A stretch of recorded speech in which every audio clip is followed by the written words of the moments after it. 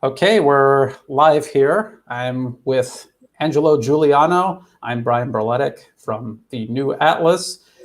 We actually just got done doing a talk about the Arab Spring and the Asia Spring, and now we notice that this was planned, these violent mobs out in the streets of Bangkok, Thailand.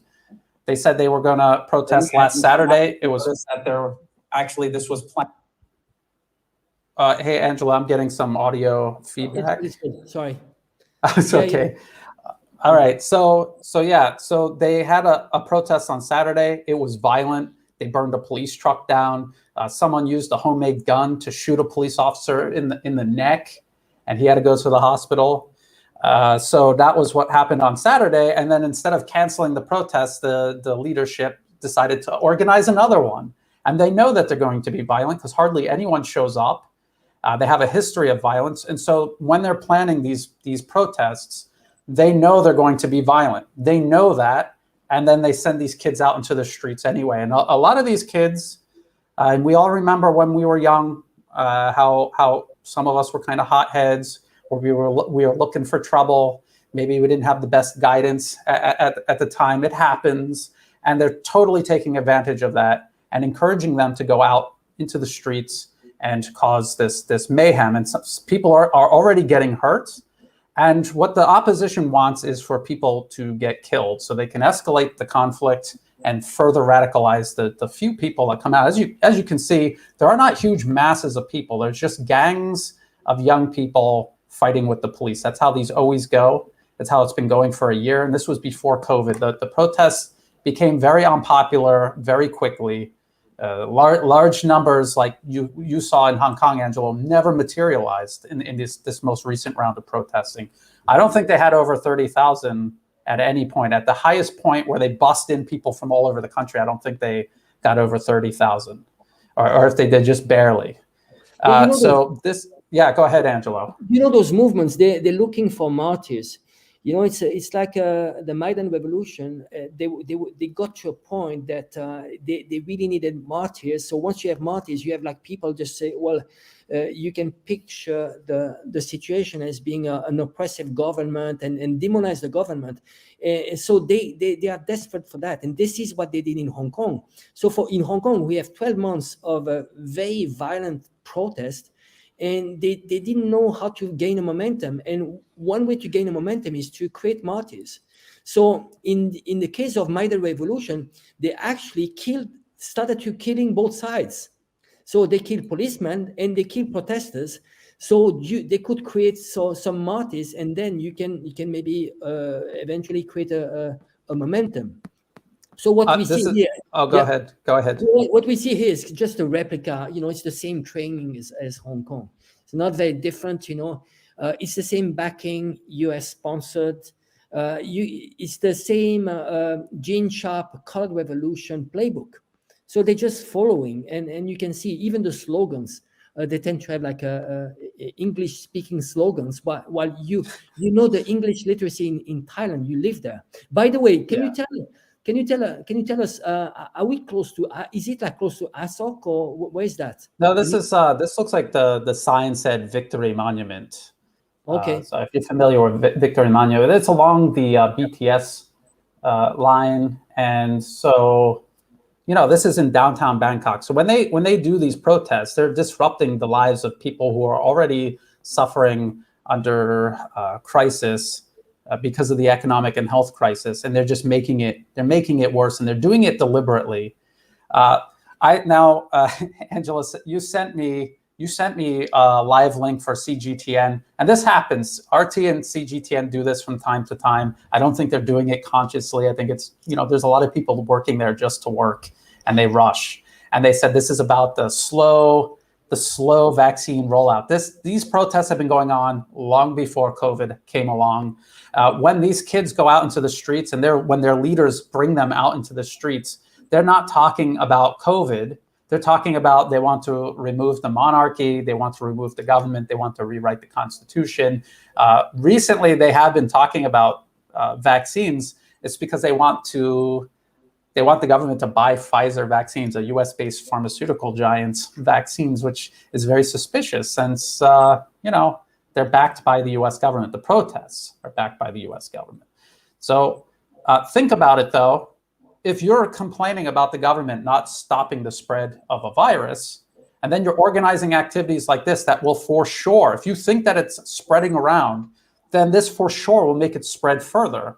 So what does that reveal about the opposition? It reveals that they don't actually care at all about COVID. They're using it as an excuse. They're cynically using that as an excuse to go out into the streets. What they're hoping, and as you can see, like I said, there's not a lot of protesters out there. It's just these small gangs. Even at the height of the protests today is in the hundreds, not even 1,000. Bangkok is a city and surrounding area of 12 to 14 million people. So if your protest doesn't even attract 1,000 people, your protest movement is unpopular, extremely unpopular. And then because the prospect of violence is so high, a lot of people avoid it for that reason. But what they're trying to do is take advantage of people's frustration over the health and economic crisis. And instead of having them channel their energy into something constructive to help the country overcome the crisis, they're trying to attract them out into the streets and get them to create another crisis in the middle of an already ongoing crisis. So this is not an opposition that has Thailand's best interests in mind. We're probably going to talk about this. This is probably going to go on until late night. I don't know how long we're going to keep doing this live, but and by the way, this footage is from post today. We're going to switch live streams. This is all fair use. We're not claiming that this is our video or anything. Please, go to their links and if you want to see more there. Angelo, you went through this when you were in Hong Kong. I think you saw the transition from the big mobs where they were demonstrating more or less peacefully, and how it devolved into this exact type of violence. There, you just saw that. That's the protesters shooting things at the police. This is what they do every single time. So that's what they're doing. They're not peaceful protesters. They're not unarmed protesters. They are fighting with the police. You can see the police just waiting there, and you see the protesters provoking the police. This is what they do every single time when they come out. Angela, I'm gonna read through. We got a couple of comments in the comment section. Yes, please. What is there? Is there any comments? How many people do we have? Because this is a test. It's like this thing says like 61 on the panel here. Yeah, I'm glad we got some nice message there. Well, it's we see so many similarities in Thai protest. Remember, they actually call themselves part of the Milk Tea Alliance. So basically, the main purpose behind this is geopolitical fight between the U.S. and China, and basically they want to punish Thailand for being truthful to China, especially related to the Belt and Road Initiative. So this is why National Endowment for Democracy and many different NGOs has been funding those protest movements. So who's behind this? You can complement what I'm saying here, but it's basically two billionaires. There's Thanathorn and Thaksin. They are two billionaires that are backed by the US, and they are playing the cards, pro-US cards. So here we got, here on the screen, we got Penguin and we got Joshua Wong. And this was in Hong Kong. And Netawit, another Thai, I don't know if you'd really call him a leader, but he's active with the opposition, extremely anti-Chinese. He went to Hong Kong and met Joshua Wong, Nathan Law. And so did Thanathorn, Juang Rung Ruang Git. He went to Hong Kong and met Joshua Wong while he was, for a very short period of time, an MP in the Thai government. So this was a diplomatic row because he's a Thai MP and he's associating with this with Joshua Wong, and kind of a sign of support for Joshua Wong. So very undiplomatic, very, very unprofessional. And the Chinese embassy actually had to lodge a formal complaint about that. So when people say, no, it's not connected, it's not US backed, it most certainly is. The same, they're doing the exact same thing because the exact same people are backing them. People who are familiar with my channel, and I'm going to continue adding this to videos, where the BBC itself went to the Oslo Freedom Forum and they admitted that that was a Western, basically, school for revolution where they trained these agitators and then sent them back to their home country to overthrow their governments. And they admitted that the Hong Kong protest leaders went to the Oslo Freedom Forum and then went back to their country to stir trouble. Actually, we'll go back to the live coverage of the protests in just a moment. But this was from 2020. So this is the opposition leader in Belarus. The U.S. is trying to get into power. That's Jack Dorsey from Twitter, and there's Tonatod. He was part of the 2020 Oslo Freedom Forum. Netawit was. Oh wait, let's just go down. Here's Nathan Law, one of the Hong Kong protest leaders. Okay, so it's not really a mystery why they're all using the same slogans, using the same tactics. They all went to the same school for agitators, the Oslo Freedom Forum. They're all funded by the same backers. Let's see what the CGTN feed. Is this still live? Let's get this full screen. So here you can see the protesters. Is this them being peaceful? You just saw someone throwing a rock or something at the police. Is that them being peaceful? No, and they're very selective about the footage too. If they are pro-protesters, there are many channels, especially the English-speaking channels, are all pro-protesters and backed by the US, and in many cases actually funded by the US. So the footage sometimes is too much. They're focusing too much on the reaction of the police, but not so much about the violence from the protester side. And this is why in Hong Kong, the police found a solution, because there was only the footage of the reaction of the police. They found a solution to put cameras on the side of the police, so we could actually see from the police perspective.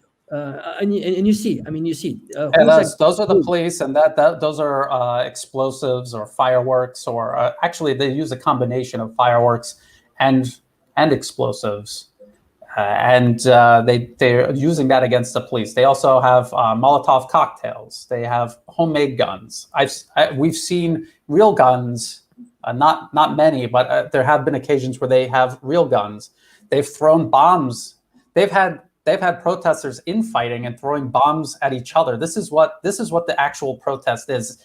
It's they take these kids, they take advantage of them, they send them out, they stir them up, and they just unleash violence. And then the Western media is claiming that it's some sort of principled pro-democracy movement, when really it is just billionaires, US-backed billionaires and US-backed opposition groups getting these kids out into the streets and using them as pawns. And those kids are going to get hurt, and they're going to go to jail, and their future is going to be ruined.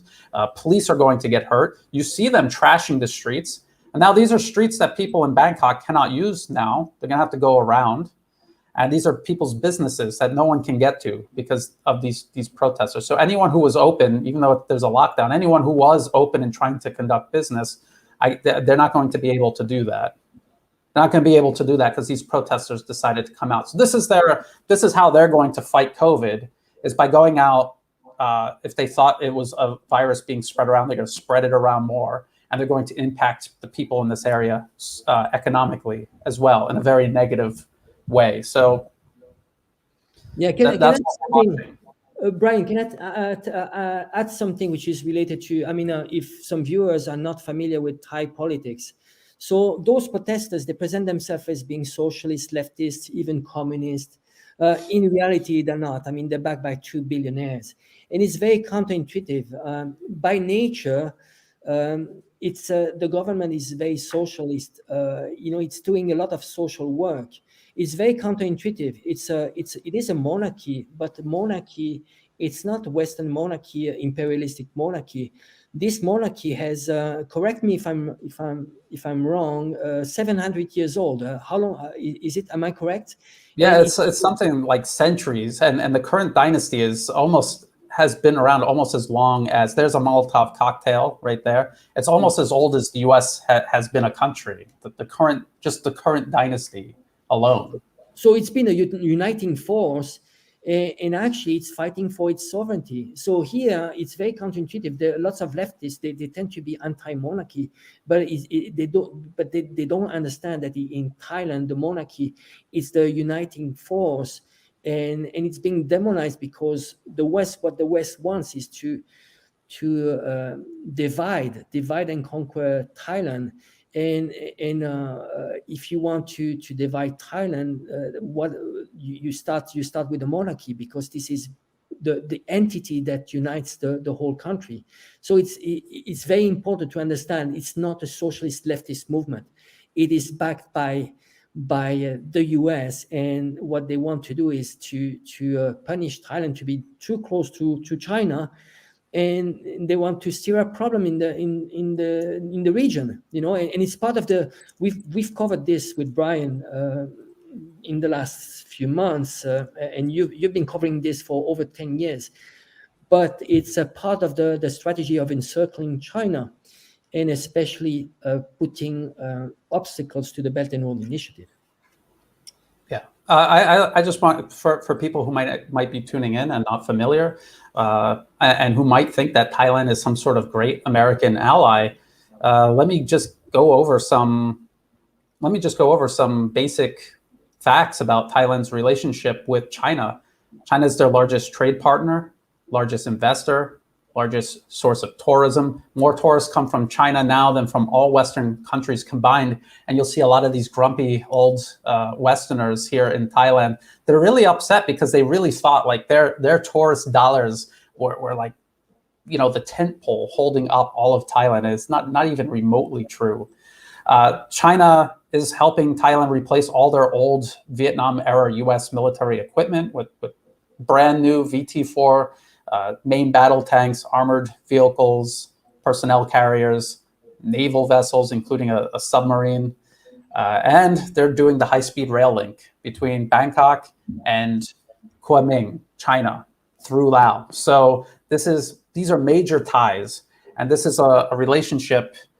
So now, if this live feed does this, I'm going to try to refresh it, or else just switch to another.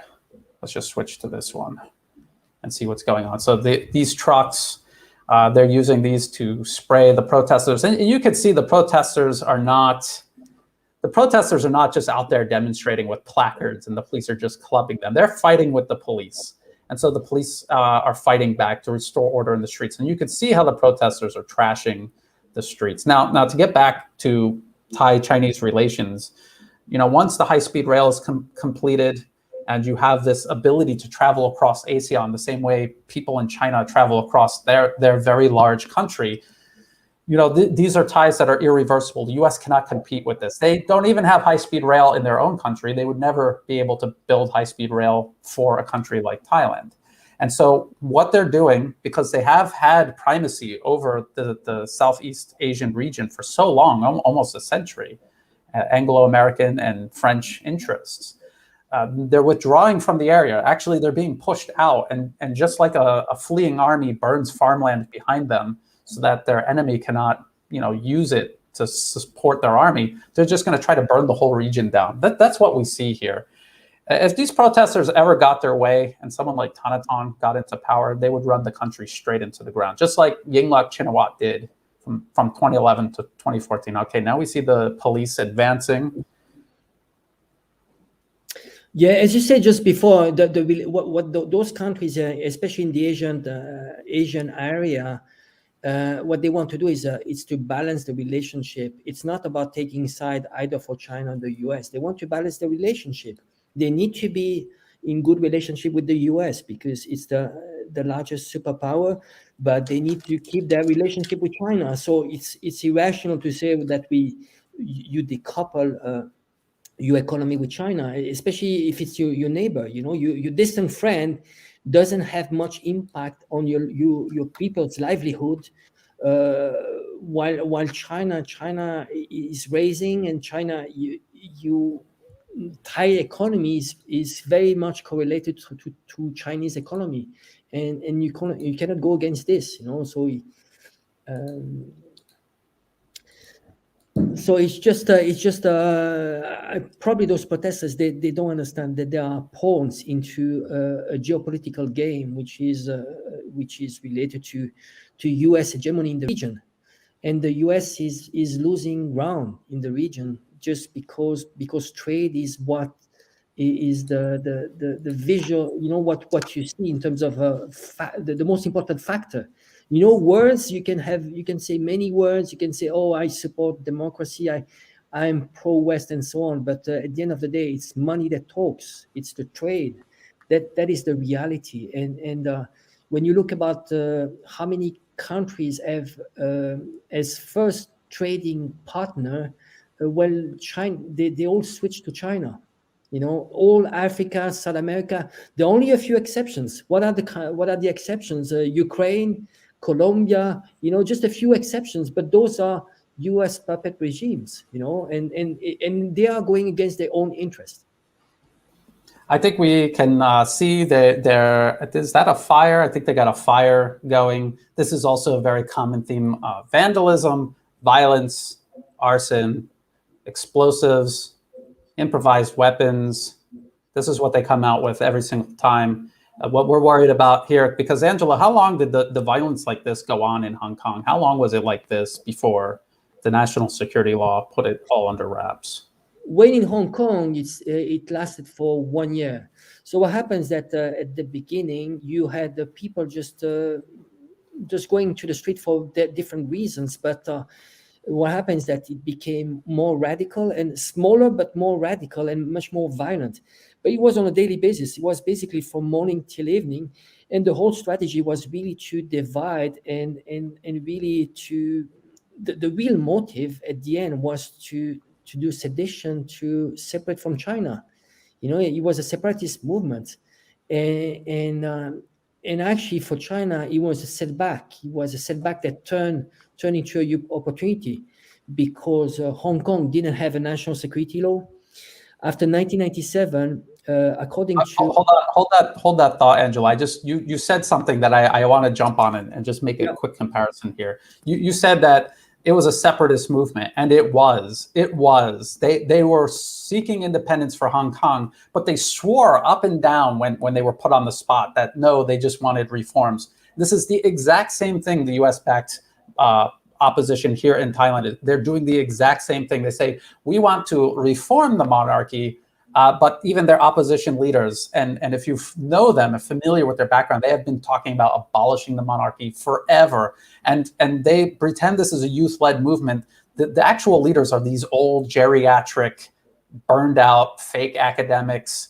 Some of them are hiding overseas. And they've been talking about this since the 60s and the 70s. About abolishing the monarchy. So I just wanted to point that out, how this is a common theme. You see the laser, they're trying to use the lasers on the police, just like in Hong Kong. So I'm just trying to show people the parallels, not just the street tactics, but also the absolute lies that they use to try to dress up their movement when they're put on the spot, and how they're actually talking and pushing this ideology on these kids. When nobody's looking, when the Western cameras aren't focused on them. Angelo, go ahead with what you were saying. Well, actually, I'd like to add up something about Thailand. Is that National Endowment for Democracy, which is a rebranded CIA name, is actually funding ILO, and ILO is an NGO, Thai NGO, that wants to rewrite the constitution of Thailand. So clearly here we have interference of a foreign country that wants to rewrite Thai constitution. So so this is clearly meddling to internal affair of Thailand. So this is what they are backing. They are backing Western powers, and it's going against their own interest, because there's if someone has to rewrite the constitution, it's Thai people. It's not National Endowment for Democracy or Western politicians. It doesn't make any sense, and they don't have the full picture. So what we are trying to do here is not to say who's good, who's bad. It's just trying to be very factual.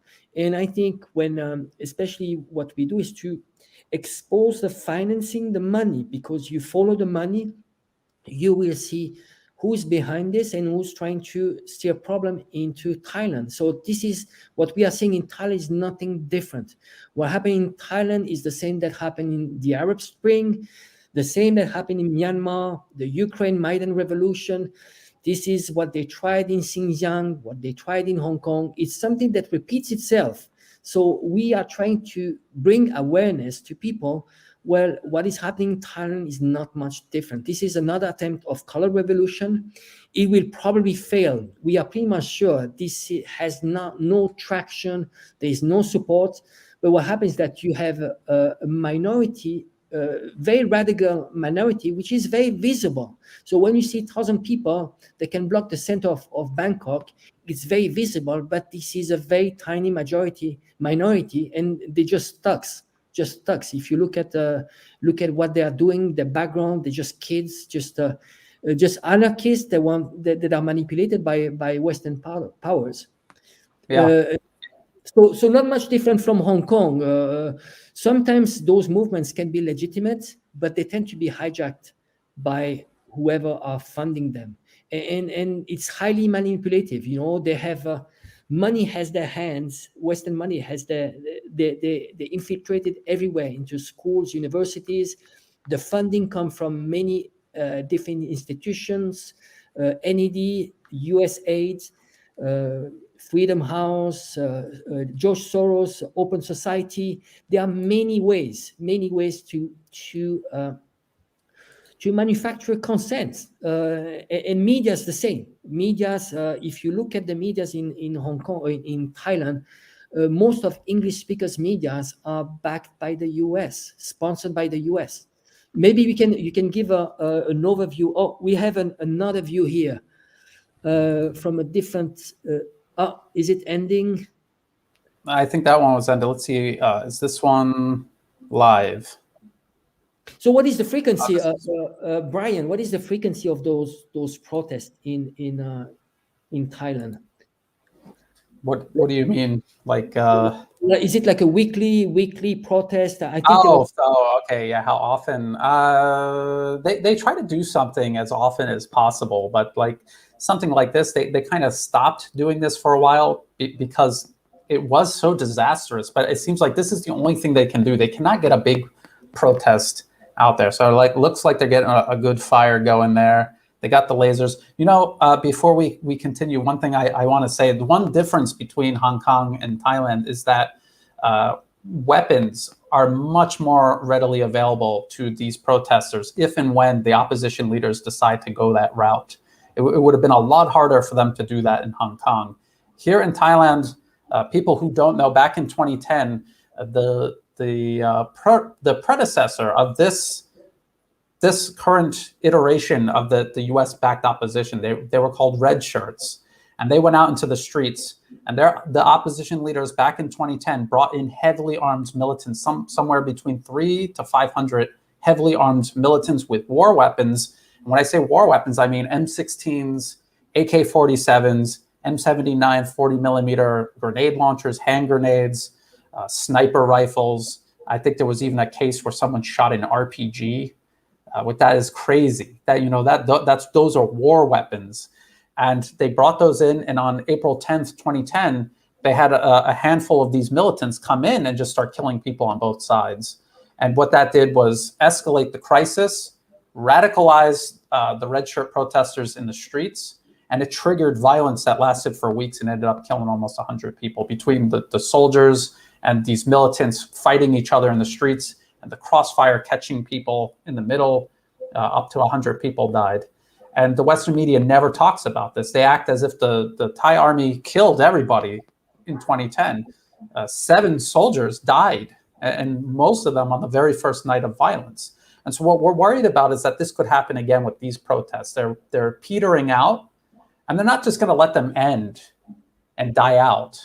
They're going to try to provoke or escalate the situation further. And one way they could do that is by bringing in these militants and killing people on both sides. Angelo, you reminded me earlier today that this is something they did in Ukraine in 2013 and 2014. And I'm sure people in the comments section will have examples that they can recall where the U.S. used the same tactic. As a matter of fact, Arab Spring, the the mystery gunmen, I remember the Western media talking about these mystery gunmen that were killing police and protesters, and they never thought to like look into the implications of that, like who would benefit from that. And of course, it was the people backing the protests. So I think I've heard they were like Georgian mercenaries. Actually, have you heard about could this? be, yes, could be, yes, and that was something that even the opposition kind of admitted to eventually. That maybe they weren't exactly involved in that. Some of these opposition people that admitted to it, but they had to admit to it because it was so obvious. Like it did not benefit the Ukrainian government at the time to do that. So people have to be aware of that tactic. That's something I try to warn people about all the time. The possibility of a staged provocation using violence, the protesters bringing in people to do that violence to both sides to escalate. And again, I want to point out that this has been going on for over a year now, these protests, and the police have been very patient. No one has died yet. Save for one person died. It was a police officer who had a heart attack because he had to keep going out and doing this riot control. And then he was overworked and he fell over from a heart attack. But no protesters have died over a year of this kind of violence. So the police aren't going to just suddenly start killing people. So if people start suddenly dying, it's because the opposition brought in weapons to escalate it to that level. Yes, if you look at what happened in Maidan Square, the Ukraine Revolution, the USA and Europe had poured $4 billion into that revolution. I mean, imagine how far you can go with $4 billion into Ukraine. I mean, you can basically hijack democracy. So it was a democratically elected president, which was deposed. Why was it deposed? Because he wanted to be allied with the EU, but allied also with Russia, because Ukraine historically has been almost part of part of Russia all the time. You have I think it's 30 to 40% of Ukrainians that speak Russian. So they wanted Ukraine to decouple from Russia, and that's what it did. But why? But in reality, they trade for the EU and US, which don't have much trading. And if you see what happened recently with the Nord Stream 2, Ukraine used to get around $3 billion of transit fee, and it will not get those transit fee anymore. So they basically right now Ukraine is being like a used condom. It was used and they throw it away. I mean, it's sad but true. Sad. It is very sad. Zelensky, remember, before Biden and Putin had a meeting, he was begging to have a meeting with Biden, and Biden didn't receive him. So he sold his country for nothing. And actually now he's actually trying to beg. There was a signal. Some countries sign at the UN sign a petition against China for related to the Uyghurs, and Ukraine joined, but then now it withdrew from that. So now actually Ukraine is trying to back a little bit, at least when it comes to China. It's trying to mend the relationship with China, and now it has no choice but to try to mend the relationship with Russia, because it's its neighbor. It's a distant friend. It cannot be compared with a close neighbor. More like relatives. I mean, Ukraine and Russia are like relatives, like very like first cousins, or maybe even siblings. I mean, that is how close their history and culture is entwined. And I just want to tell people, the reason why we're watching mobs in Thailand fight with the police, violent mobs that the Western media keeps saying are peaceful and the police are cracking down on. The reason we're talking about Ukraine is because we're trying to explain that whatever the excuse is that the Western media and the opposition media claim that these protesters are fighting for, it's not true. It is a smokescreen for a much wider geopolitical agenda. The US backs these kind of protests everywhere. So we're talking about Ukraine. We're going to talk about the Arab Spring. We're going to talk about Hong Kong. Angelo, people who don't know who Angelo is, he was kind of doing what I'm doing here in Thailand. He was doing this in Hong Kong. Only I think he was much braver. He was going out into the streets and speaking up. And why? Why is someone like Angelo speaking up in Hong Kong? It's because this is Western governments interfering. So Western people should speak up about this sort of interference. People say to me all the time, Brian, why are you talking about Thai politics? It's none of your business. It absolutely is my business. The American government is backing these opposition groups. And so I need to speak up about this. And if you don't want an American talking about your political situation, stop taking money from the American government. It's so simple. Yeah, well, how did it happen in Hong Kong? As far as I'm concerned, I mean, as a foreigner, I've been in China for 25 years, so I've seen, I've seen the reality of China, what is China, and lots of facts that were distorted. So I came out just to bring justice and to bring the facts. It's not about taking sides. When I was in Hong Kong during the riots, they were saying that they wanted freedom. In reality, what happens is that you had a large silent majority in Hong Kong that had the freedom of speech, which was curtailed because it was so oppressive. To give you an example, for 1 year in Hong Kong, when I was going out with my wife, we wouldn't speak Mandarin because they would target people speaking Mandarin. Once I started speaking out in Hong Kong, I was limited to where I was going out because some areas I would be in danger, and I would always go out with a cap, with a mask, with the sunglasses because I spoke out and I was in danger. So we would not go out together with the family just because I didn't want to put my family in danger. This is how aggressive it was. So in reality, they're claiming they're fighting for freedom, for democracy. It's actually extreme. It's absolutely the opposite because it's anti-democratic. If you are beating up people that disagree with you, you are fascist. And this is what they were doing. You could not question their motivation. You could not talk about the foreign meddling. The fact that they were financed by NED, National Endowment for Democracy, that you had the hand of Western powers all over in Hong Kong. For what? For stirring up problems with China. So there was Hong Kong was the entry door for Western powers to create a problem and stir up sedition. So why I spoke out as a foreigner? I thought it was important to tell the truth about what was going on the ground, and I thought that my task would stop once the violence stopped, but especially once the foreign interference stopped. So what I said to quite a few times to the media, I said that if Hong Kong hadn't enacted the national security law in Hong Kong, well, I would have left Hong Kong because I was not in security, and many people would have left Hong Kong. In reality, what the national security law brought to Hong Kong was bringing security because Hong Kong was on the brink of collapse. And when I say on the brink of collapse, the police said it.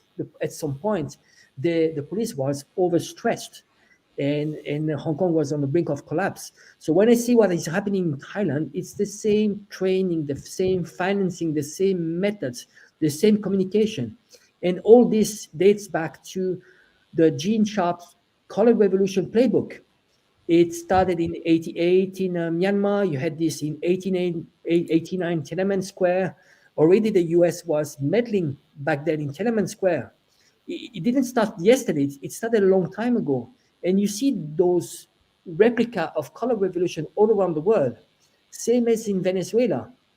And this is divide and conquer. How you can divide a society like Thailand, how you can divide Hong Kong. You find two different extreme clusters. You brainwash a generation of kids imagine they brainwash the Hong Kong kids in telling them that they are British and they are not Chinese.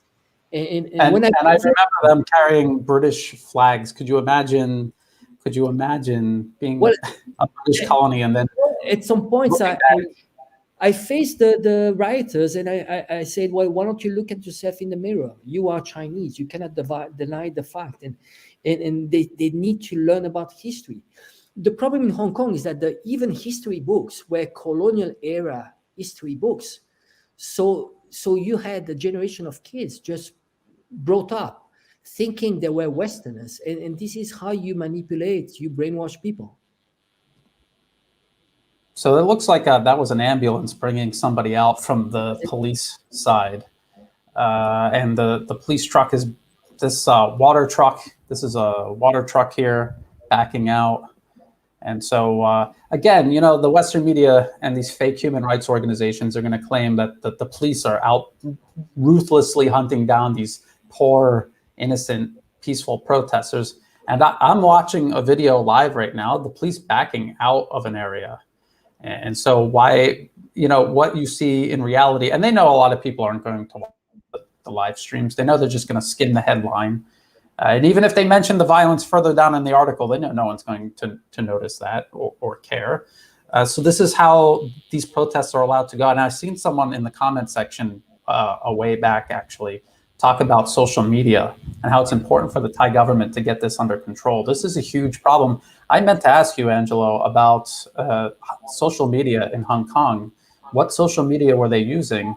Was the Hong Kong government able to control that? And now with the national security law, do they have better control over that or not? No. The social media, everything, it was all controlled, and it was financed also by the West. It was. You need to imagine, well, in Hong Kong, the Color Revolution, when they started planting the seeds of the Color Revolution was prior to the handover in '97. So you had already the MI6 putting already the seeds for the Color Revolution, and slowly you had the meddling, the hand of the U.S. everywhere. I mean, what we call the civil society. You know, you can have unions, teachers' unions. Can you imagine the teachers' unions being anti-Chinese and being backed by the U.S.? So the teachers would tell the kids, well, you have to go to protest because you need to fight for your freedom. How easy is that to manipulate kids into fighting for what? I mean, freedom. Do you realize that you are being manipulated? So this is at the level that, you know, you had teachers unions, you had money everywhere. We're talking about millions of dollars being poured everywhere. You even have a university. They actually had a system they were paying students to $50 to attend the protest. So the study was as follow. They would identify 1,200 students. They would pay them $50. We're talking about $60,000 per protest. And through that study, they realized that if one student was going, there was a high probability that an average of 8 students would follow. So by paying $60,000, in reality, you can have an outcome of having 100,000 of kids out in the streets, not even knowing why they're going out in the streets, but because they were paid $50 each. So it gives you an idea, you know, how money can be evil and how it can manipulate kids. And it's so easy to manipulate kids. Kids are driven by emotion, not the rational thinking. You know, if it was rational, it would be just too boring for kids. But then you're selling them that they are going to be warrior for their freedom, and they're fighting like a in an Hollywood movie. Well, this is how you manipulate kids. It's just all emotional. You see, in Thailand, they're using the 3 fingers, Hunger Games. It's inspired by a movie, and most of the kids in Thailand, they saw that movies. So they are associating their fight to the Hunger Games. And, you know, and by participating to those riots, it's overnight. They feel that they are part of something which is bigger than themselves, which is a big fight for freedom. It's not freedom. They are actually conspiring with foreign powers to destroy their own country. it's hitting oneself into the foot, and it's a pity. This is why you and I, Brian, we are going out and we try to educate people to say, not saying what is good and bad, just saying, well, you know what? Those protests are backed by Western powers. They are financed by Western powers. We're just highlighting that. Are you willing, knowing that this is going against your own country's interest, are you willing to keep on writing and destroying your monarchy, your constitution? Do and this is, we are trying to bring awareness. Yeah, and I just want to point out, when the Western media constantly calls these pro-democracy protests, and again, I'm going to go through this just in case people don't know the background of this. The U.S. government, through the National Endowment for Democracy, funds all of the key core organizations driving these protests. So, Angelo, you mentioned ILAW earlier. They were leading the petition to rewrite Thailand's constitution. A U.S. government-funded fake NGO here in Thailand rewrite Thailand's constitution. Could you imagine if a Chinese-funded group was trying to rewrite America's constitution, how well that would go over? There's also Thai Lawyers for Human Rights. One of their lawyers, Anand Nampa, this guy is one of the leaders of the protest, and they keep calling it a youth protest, a self-organized youth-led protest. Anand Nampa is like a middle-aged guy. He's not youth at all.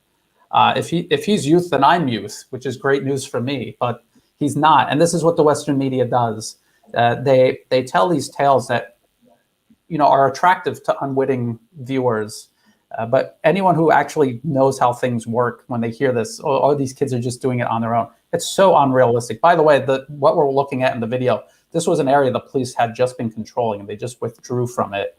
And you can see the rioters coming in and following the police. So again, we're going to have to listen tomorrow when this is all over, and whatever happens tonight, we're going to have to listen all day tomorrow about how the police were beating down the poor, defenseless protesters. We just watched live the protesters chase the police out of this area of the city. So they're not peaceful protesters, and the police are not savage. The police have guns. If they wanted to end this 5 minutes, it would be over. They're not doing that.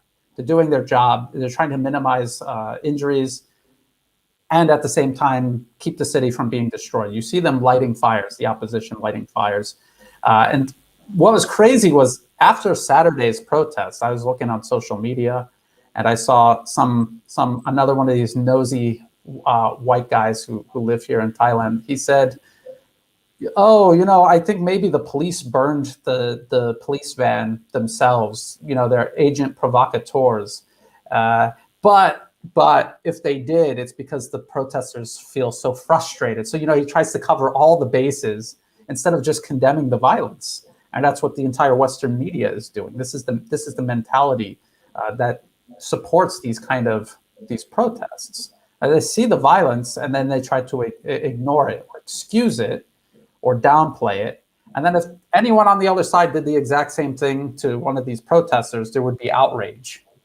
And they would all be screaming and beating their chest and so upset about it. So it's just absolute hypocrisy, and it speaks to the lack of actual principles behind these protests. So now here they are. They're filling up the area.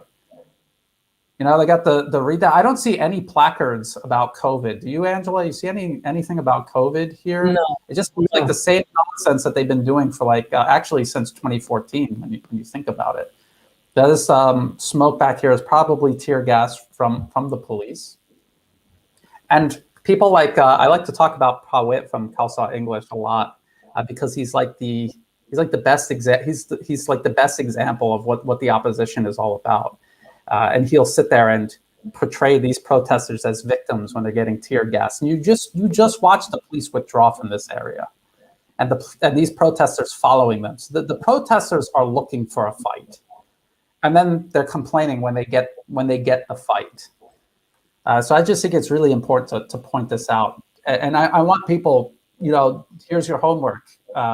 Tomorrow, check the Western headlines, read the articles, and see what Reuters, AP, AFP, a lot of these organizations, their local accomplices, they're part of the protest. They pretend to be journalists, but they're openly part of the protest. So this is why the media is so skewed when they talk about these protests.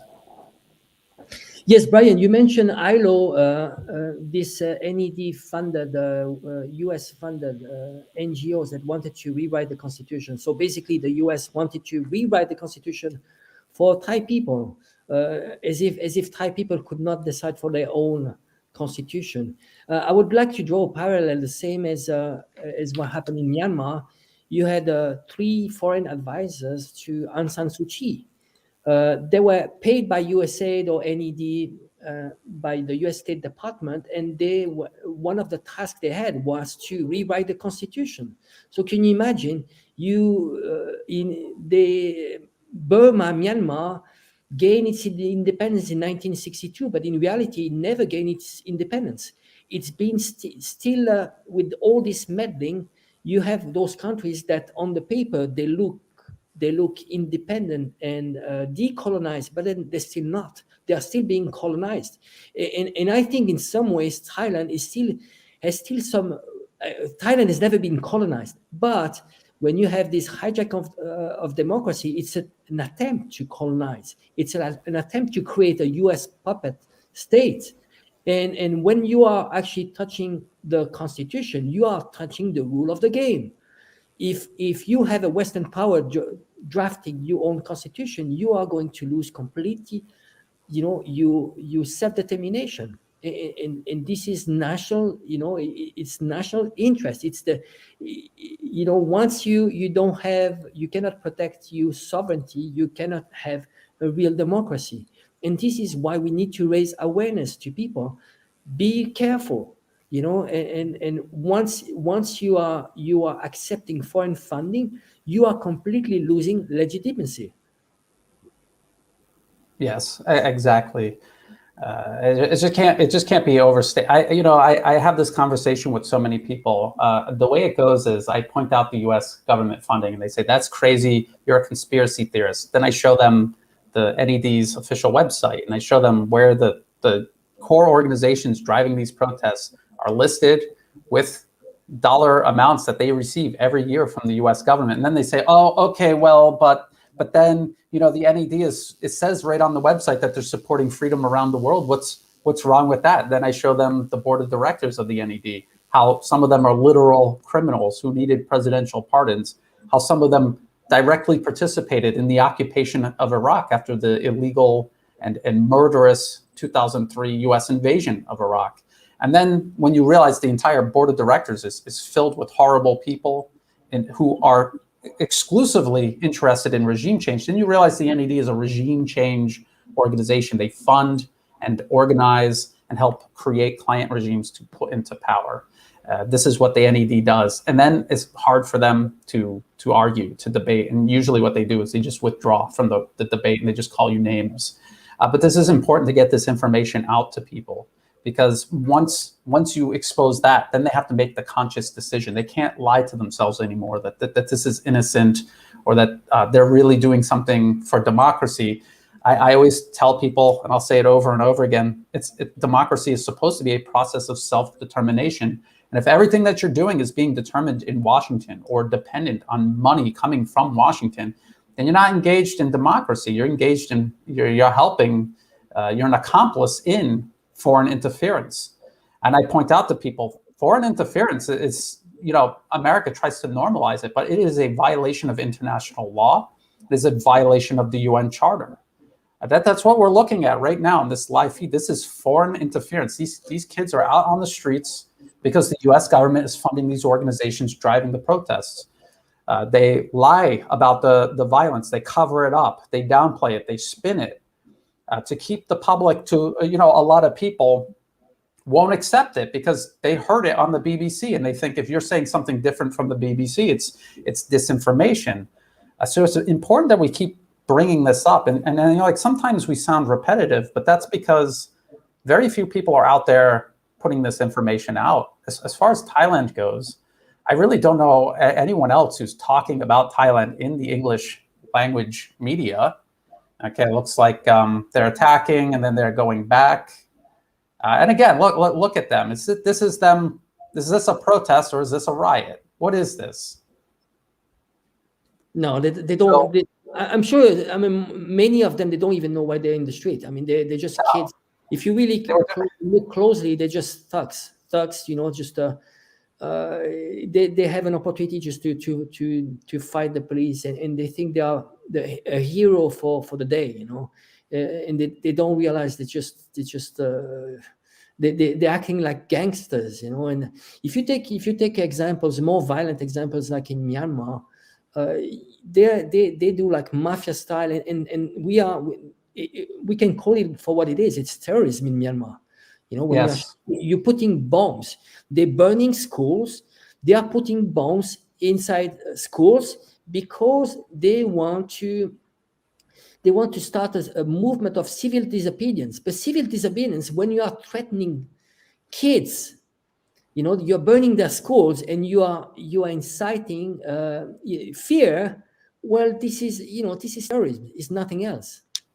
And this is what they're trying to do. I mean, it starts as a riots, and they're hoping for an escalation.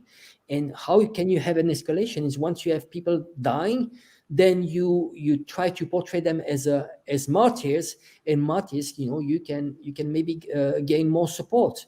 And that's what they did in Maidan. Maidan, the revolution succeeded once you had like people dying, and if you gain the momentum, if you don't have enough time to debunk that, well, people, of course, people are going to fight the police killing peaceful protesters. But in reality, we realized 6-7 years later that Maidan revolution was just completely orchestrated by the West.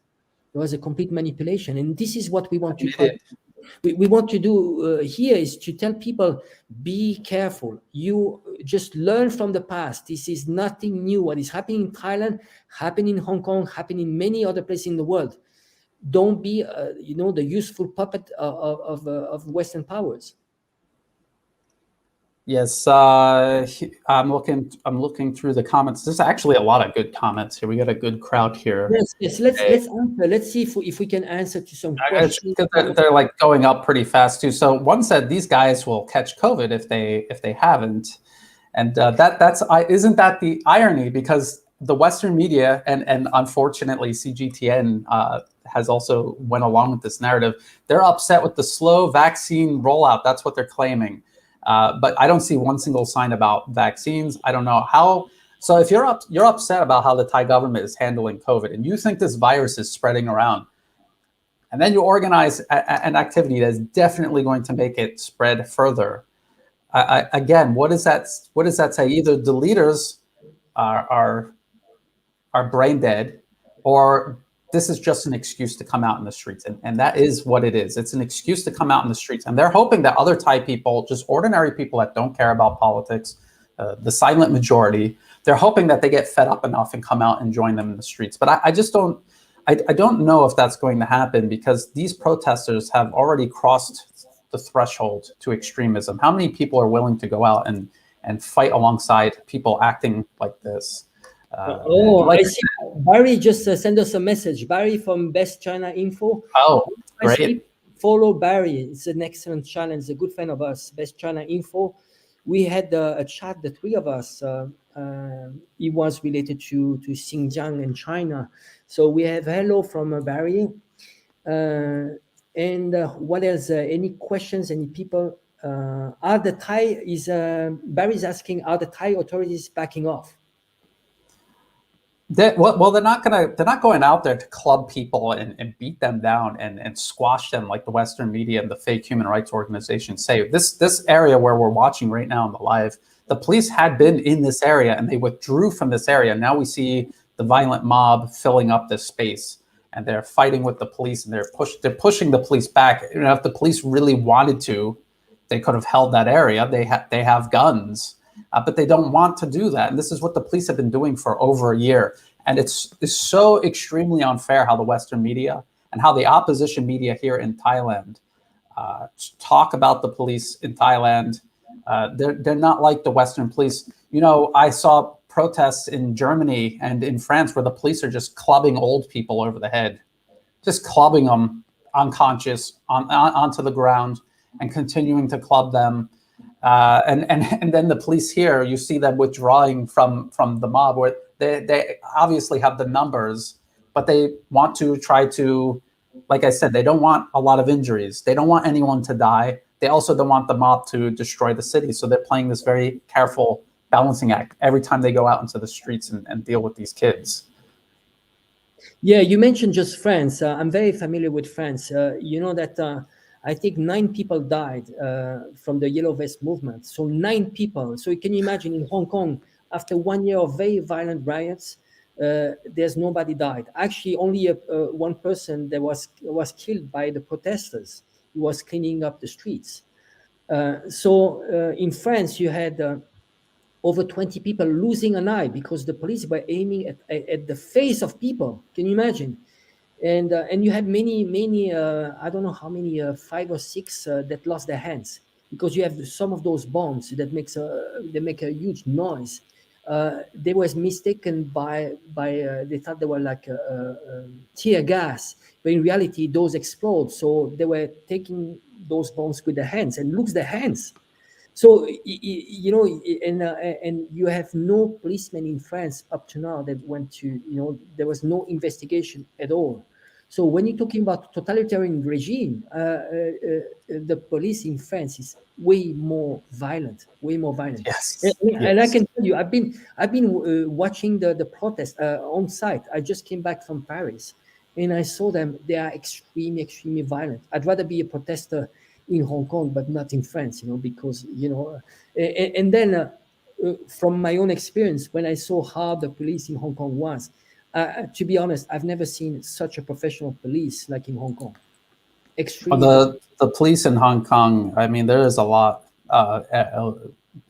Police in the region can learn from them, and I wish that there was. I don't know. Maybe there is, but I wish there was more cooperation. And so that they could fight this all together. I mean, you talk about fighting terrorism or fighting. Angelo, if you can you find like some more current live streams? I hardly ever use Facebook because I have an account on Facebook, but I never use it. As soon as I start using it, if I start really reaching people, they'll kick me off there because I've been kicked off of Facebook and Twitter almost completely. But I see someone, Barry. The Hong Kong police were saint-like. It's true. You saw how patient they were being. They would have people screaming in their face, pushing into them. If that was a U.S. cop, it would go totally differently. It would be completely different. It's just the audacity of the Western media and these fake human rights groups here in Thailand saying the things that they do about the Thai police when all of that is going on in the West. Sorry. I just shared another link just in case you are short in. All right. Okay. Maybe we might see from a different.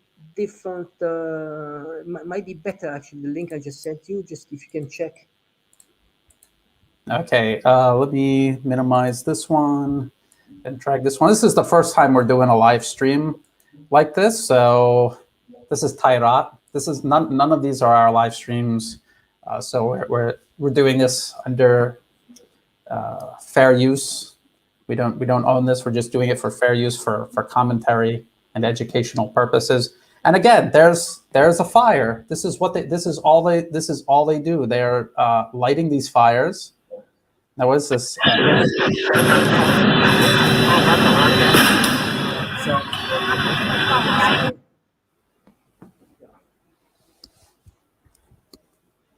I think we started at this angle. I think there's this ramp here, and they're still fighting with the police. So again, they're fighting with the police. They refuse to go home. They're fighting with the police. They're trashing the whole area. Everywhere they go, they totally trash and destroy things. And then just wait and see how the Western media. As a matter of fact, I'm following. Let me see. I'm also keeping an eye on Twitter. You know, the best thing to do when you're on Twitter or any of these things is just follow people in the opposition. They like to think that they're extremely smart, but they give away a lot of information when they're talking.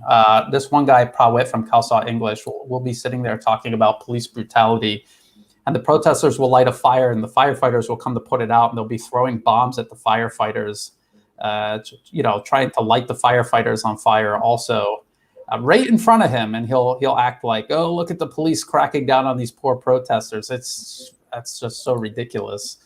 But I guess people buy it.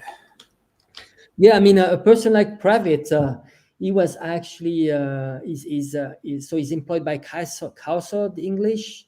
Yes, Khalsa English, which is actually owned by billionaire Thalathorn. So yeah. how neutral is that media? And he claims he's a neutral and professional, and he's been invited by the Oslo Freedom Forum, right? Yes. So I mean, it's completely manipulated. But the problem is that when you look at English-speaking media in Thailand, there's no objective media. Not even like pro government, pro king, or it's all anti-government, and it's all backed by the US. And this is the problem. This is why we are coming out and we are trying to give another version, a bit more objective to what is happening on the ground. There would be, I would say, in Thai language, there are alternative media, very popular. Like their YouTube channels have over 1 million subscribers. But it's all in Thai language. You will not see anyone in English language telling anything even remotely neutral, let alone truthful about these protests. Like they're not even going to cover it, at face value, honestly, let alone dig in and tell people, where are these protesters getting their funding? What are the names of their leaders so people can look up for themselves who these people are?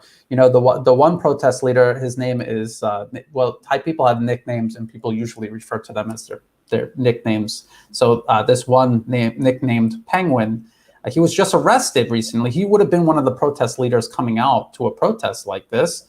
This guy was in the US Embassy twice. He went to the US Embassy twice. He went to the British Embassy several times.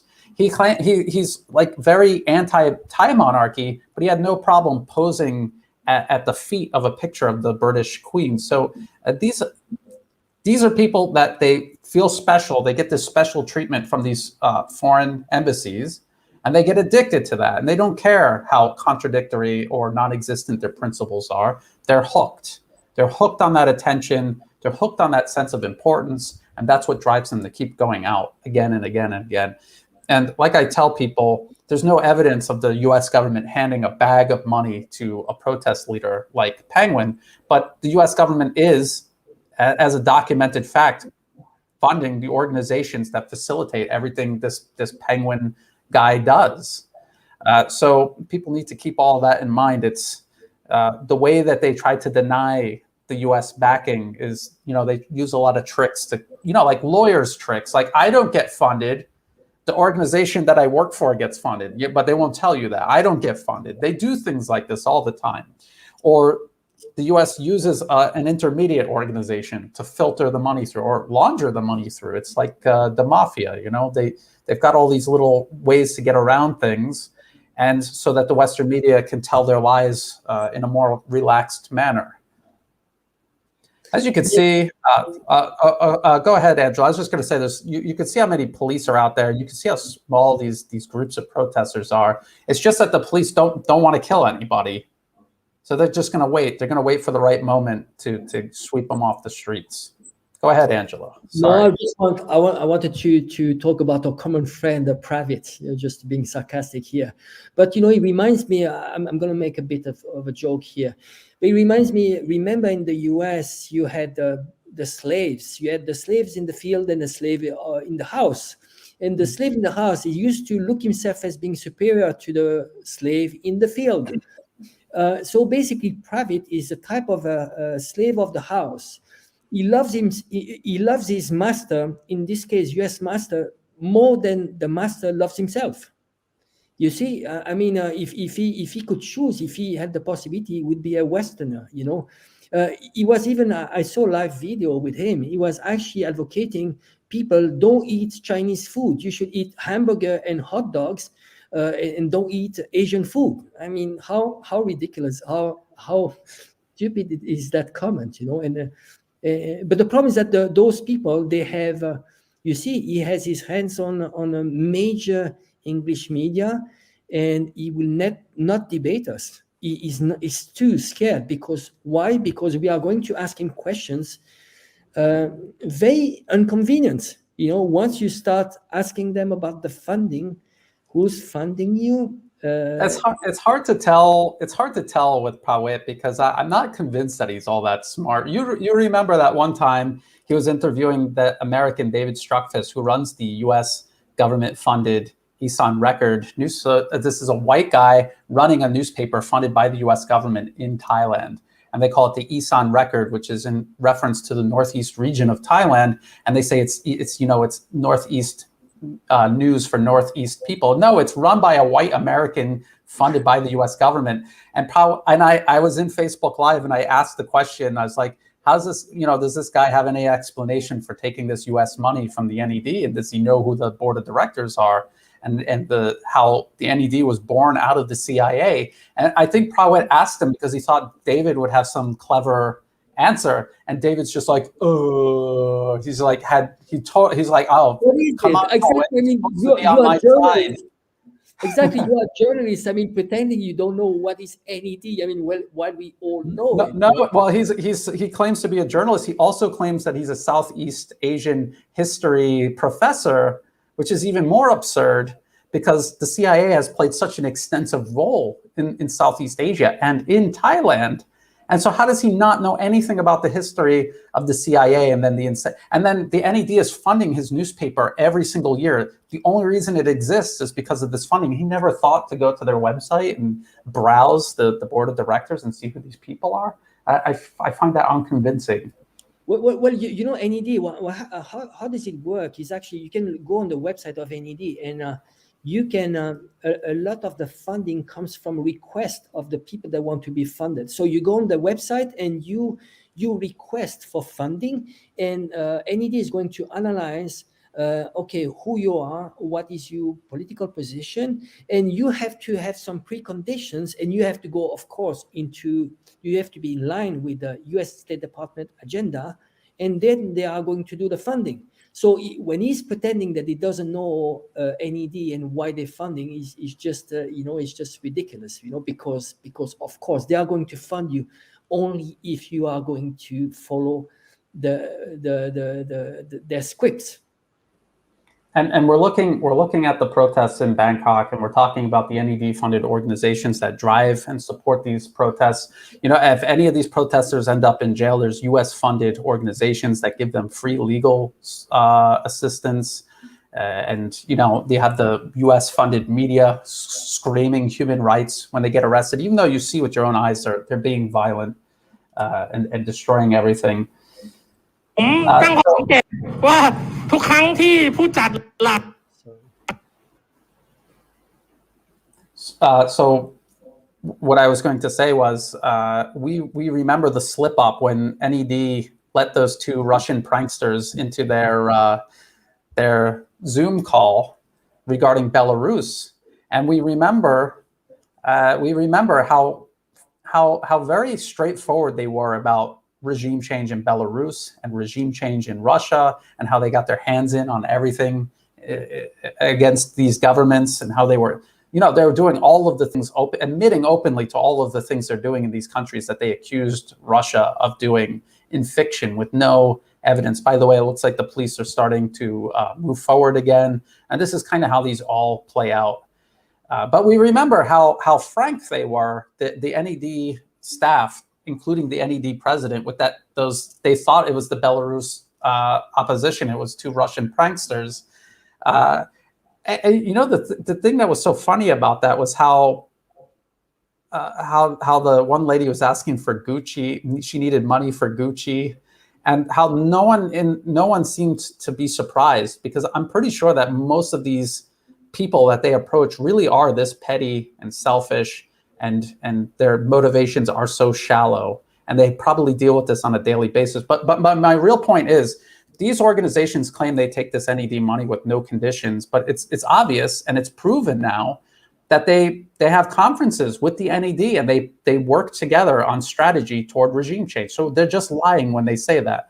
I know for a fact that a lot of this is a lie, because before I came out as Brian Berletic, I was Tony Cartolucci. I had this pen name, and no one knew who I was. And I have to thank Andrew McGregor Marshall, this flunky from Reuters who now hides in Scotland, in the UK. He convinced everyone that I was this old guy, Michael Persh, for like 6 years. He said he had evidence and IP addresses that confirmed it. So everyone was looking for this old guy. And I was sitting in their offices at Hoi Kwang and Sutisan. I would go in their offices.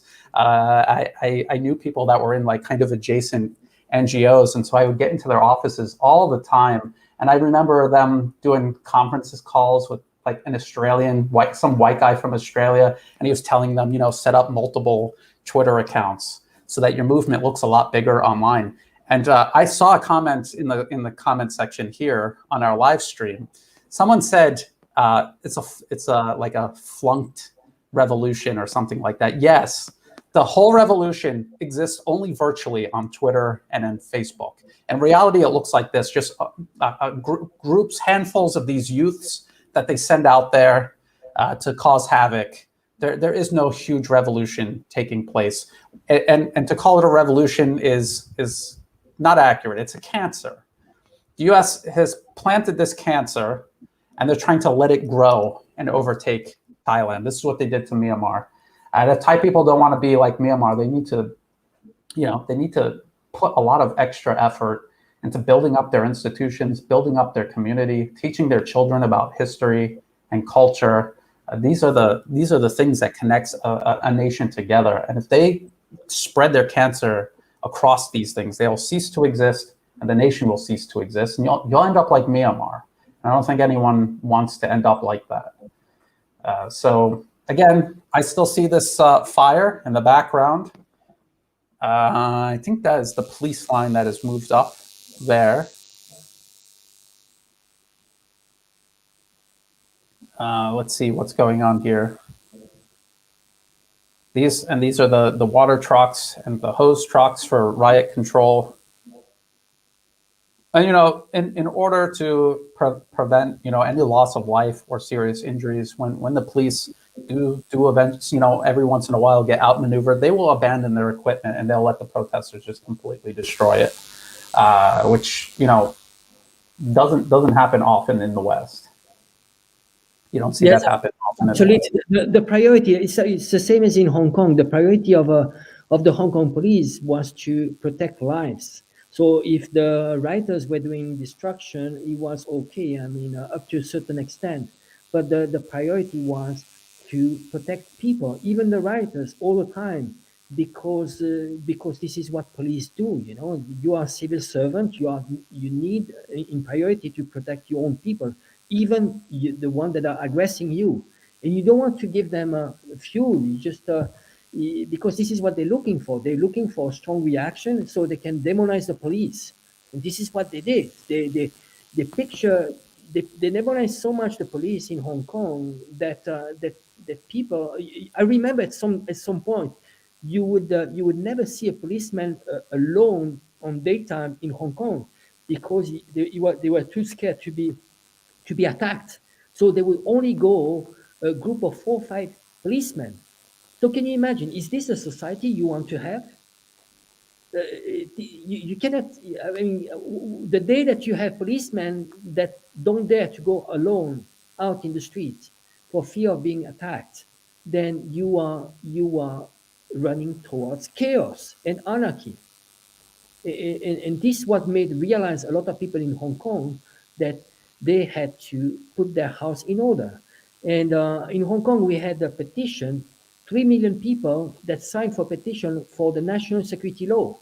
So can you imagine 3 million people signing out of a population of 7.5 million people? But this petition, it was never relayed. This news was never relayed in the West. I mean, we are talking about 3 million people. So you can imagine how fed up the people were. So we got to an extent. It was so extreme in Hong Kong that those radicals they lost completely credibility, and it was a very good timing for Beijing for pushing for the national security law, which, by the way, was supposed to be enacted since 1997, according to the Basic Law, Article 23. Angelo, do you have a phone or something near your microphone or your speaker? Because it might be I'm, interfering. I moved mine already because sometimes it makes a buzzing sound. If oh, people keep noticing like some kind of audio problem, feel free to mention it in the comment section. We really appreciate it. This is the first time we're doing this live event. If it goes well, we plan on doing it often in the future, especially when there's things going on. So, all the feedback, constructive feedback will help a lot. I saw someone say that Thailand is the only country, it was Steve said, Thailand is the only country not colonized in Southeast Asia. That's true. And that's because of the unifying power of the monarchy. I remember reading a history book, had nothing to do with politics. It was a history book about pirates. And they were talking about these pirates and what they were doing all over the world, these European pirates who had zero respect for their own monarchy, zero respect for other European monarchies. But when they came to Siam, which is what Thailand used to be called, centuries ago, they would respect the Siam monarchy because he was such a unifying force over the Thai people. If you made the Thai people upset because of the way you were treating the Siam monarchy, you would never be able to do business there ever again because everyone would be out to get you. This is the kind of unity that a country needs. Empire thrives on dividing and conquering. And someone is saying, jack? Can you check if you have a jack on your? my jack should be okay because it's like way behind. There's really no way it would be able to see if Little buzz. maybe this one. Bit better, bit better. It seems like it's from your side. It's a bit. It was slightly better. Yeah, now. Yeah, there's a small buzz. Small buzz. There's still a bit here. I don't have I don't have any jack, and actually I removed my phone from me. They're saying someone is saying it's okay now. Okay. Well, we'll keep working on it. As I build up a support base month to month, I try to invest in better equipment so that the quality is better for people. Yes, Carlos Santos, the former king was very popular. But he was king for decades. And what a lot of people, even some Thai people, forget is that the current king, who was the prince then, was always with his father doing all of that work that his father was so famous for. And if you look at pictures and video, you will always see that the prince was with his father all of the time.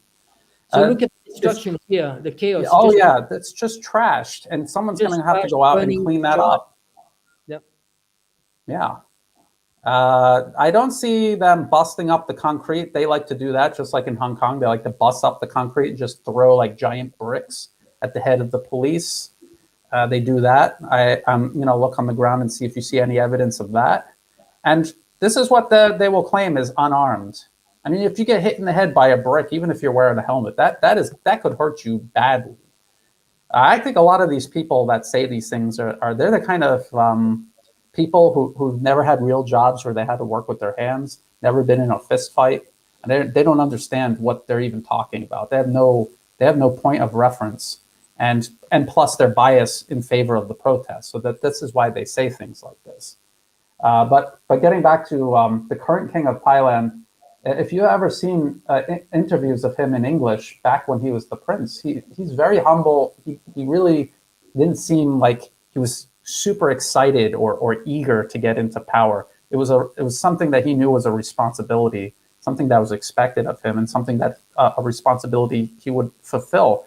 People have to ask themselves, what do they really know about Thailand's current king, besides what the Western media and the opposition media have said? And there's the same media organizations that told us there were WMDs in Iraq, that Gaddafi was sending out rape squads with boxes full of Viagra, or that Assad was gassing his people with nerve gas. They're the same people that had lied about all these other things. they're very desperate to ruin Thailand, and so they're going to lie about Thailand also. Look like some bricks there were disturbed and were being used against the police. It is just so pathetic how people can fall for the same lies. I mean, they lied about the weapon of mass destruction in Iraq. They lied about Libya. They lied about supposedly gas attack in Syria. It was all debunked. They lied also about Xinjiang. In Xinjiang, they talk about 1 million people incarcerated, and the whole study was by a person which is paid by the State Department, U.S. State Department. Adrian Zenz is extremely anti-Chinese and anti-communist, and it was an extrapolation of an interview of 8 people. So can you imagine, you question 8 people, and you make an extrapolation, oh, we have 1 million people incarcerated in China. And then the thing is that, you know how the lie goes in a loop. You know, you have the World Uyghur Congress, the head of the World Uyghur Congress is saying, oh, the BBC said that. And then the BBC said, oh, CNN said that. And then CNN said, oh, the World Uyghur Congress said that. You know, it's the lie that goes on the loop, but it's not factual. And you know how they say, repeat a lie 1,000 times and people just will believe it, even the most outrageous lie. That's how people are. Angelo, you got any other streams? I'm going to switch to this one. Let's see what this one is. It's interesting you said that, and someone just at the same moment brought up this Andrew McGregor Marshall character. He's basically the Adrian Zenz of Thailand. Yeah, sorry. That's okay. I'm sending you another link. Let's see. Yeah, try with this link. All right. I guess it's not a big protest, but if it's a big protest, yeah, we would have like many more. Here's Prawit. Here's Prawit. Oh. This is Prawit. And let's see what's going on here. His this looks like it's for Khalsat Thai. When he's doing it in English, it's just so funny. I mean, his camera is always like he's trying to paint the protesters in the best light possible. He's always got the camera pointed like at the absolute worst place to point it, and his commentary is so far off from what he's actually saying. So one time he was like. He was like in mid-sentence saying something like, the police warned us to back off and to go home, but we're journalists, we're not going to do that. The police said that it was dangerous, and in mid-sentence, a giant bomb went right off in front of his face, thrown by the protesters that didn't quite make it to the police. It exploded right in front of the journalists. This guy is just like, and he never learns anything. It gets worse and worse as he goes. Yeah, this is the kind of how the protests go. So today, August 10th, and then just last Saturday, these were supposed to be huge protests. They said huge protests, and I think not even 1,000 people showed up at each one. And you could see the nature of the protests. Yeah, some people said I should call them rioters. It is a riot. They are rioting. It is violent. They are violent protests. It has nothing to do with democracy. Yeah. So this Giacomo is asking about the COVID thing. You know, it's just an excuse. Can you develop a little bit? You know, why I think right now they're trying to use the excuse of COVID, pretty much the same as what they're doing in Malaysia. Malaysia, they're trying to demonize the government because of the handling of COVID. How is it the COVID when it comes to Thailand? So the problem is that it comes in waves, and every country has gone through this, and no country is really handling it gracefully. And when there's a ton of okay, look, this sign right here, it says "Okpai," and what does that mean? That means get out. They're talking about the government get out. So this has nothing to do with. This is the same thing that they've been doing since 2014, and then after the 2019 election, they just want to get their guy in power. What's ironic here? I'll get into the COVID here in just a minute because I'll give the whole backstory of all of the ridiculous things that these protesters have used as a rallying cry to get people out into the streets. So in 2019, there was a general election, and they lost. The guy that they wanted in power, this Thanathon Juangroongruangkit, his party lost by over 2 million votes. Over 2 million votes. Even Thaksin Shinawat's Pheu Thai party lost by over 500,000 votes. That's the other billionaire the U.S. wants to try to get into power. So they lost the election, and then they just come out and protest. So how is this a pro-democracy protest? They reject the outcome of the election, and they want to extra legally get their party into power. That doesn't sound pro-democracy at all. Even superficially, it doesn't sound pro-democracy. And the media never. Have you ever read a BBC article where they mentioned that the 2019 election they lost by over 2 million votes? No. And so they've had many different things that they've tried to complain about. In 2014, obviously, there was a coup that removed Thaksin's sister, Yingluck Shinawat, from power. And that was after protests against, the U.S.-backed regime. It was kind of a color revolution flipped back against the U.S. And Yingluck Shinawat's government was actually killing protesters. I think there's over 20 protesters killed, and also just men, women, and children just in the wrong place at the wrong time when the militants came with the war weapons. So there was that. And then after 2019, they were complaining about the election. They said that it wasn't a fair election, but they could never prove that. There was a Black Panther that some businessman killed in a national park. And they complained about that. They tried to make that a rallying call. There was the deputy prime minister had all these watches. Apparently, he had like expensive watches, and they were trying to use that as an excuse to tell the entire government to resign. It's just really just any excuse they can find to try to demand the government to step down. And so now COVID is just the next excuse that they're using. And like I said before, they're hoping that Thai people in general are upset about the lockdown because it's hurting people economically. But what else are they supposed to do? They're just going along with everything to try to get over this crisis. But the protesters are hoping that ordinary people will join them in the streets because they're frustrated economically. That's what this is all about. So they don't care about COVID. If they thought the virus was spreading out of control, look at what they're doing. This is going to stop it from spreading? No, it's going to help it spread more. So again, it's hypocritical, and it's an excuse to come out into the streets. And when you see newspapers not even questioning the narrative, you know you're being lied to. Yes, just additional to what you said, Thanathon actually he cheated on the elections. He actually funded. He gave his own party a huge donation, and actually was cheating the elections. And so this is why he was his party was dissolved. After the election. So this is the type of people that the US is backing. They try to cheat. They try to cheat the whole system by pouring money into their own party. So here we see again, this is our friend Private, just being sarcastic here. He's trying to be a hero. This is his dream coming true. He's a hero, right? This is what is being trained in the Oslo Freedom Forum. He's being trained to do that. So he did the training. There's a whole training on how Freedom Oslo Freedom Forum is one of them. Canvas is one of them. There's lots of teaching. There's a Gene Sharp Color Revolution playbooks, and this is how they are trained. So they're using tactics that have been used elsewhere to create chaos in their own countries.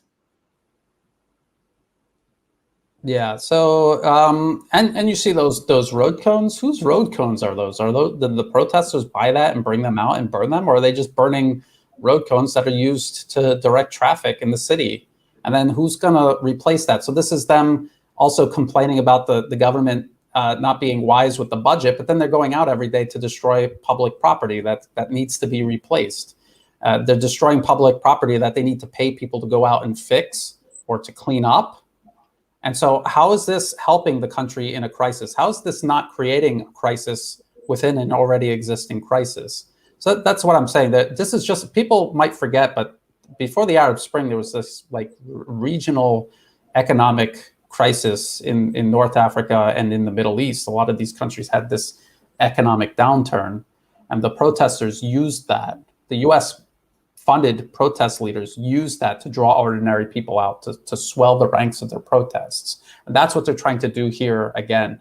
They don't care about the future of the country. They just want to get into power. Let's see what the other. Yes, I'm tired of watching private. Yeah, I don't want to look at. I don't want to look at his face. No, this is. Oh wait. What? This is early on. This is early this is earlier. I'm trying to find the. Let's see if there's live. But it's probably ending. It's just they created a bit of anarchy in the center of Bangkok, and now people it's like those kids. They had the choice to play paintball, and instead of playing paintball, they decided to do some writing in the center. I mean, this is how lots of those writers, they look at this activity. It's like being a hero for the day, but they don't realize that this is not bringing anything to Thailand, and it's playing the game of the US and NED. Yes, and yeah. Well, it's going to continue like this, and.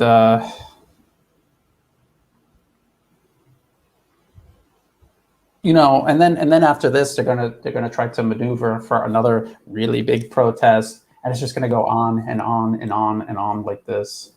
Like I said, they're complaining about the government not using their taxes properly, but every time they go out and do this, how much tax money needs to be spent to clean all of this up, to fix all of this?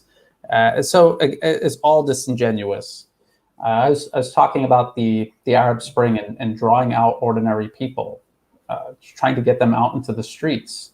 So that's why I try not to be too hard on the protesters. Somebody said they look like motorcycle gangsters, and a lot of them are actually just motorcycle gangsters. There's like a subculture in Thailand.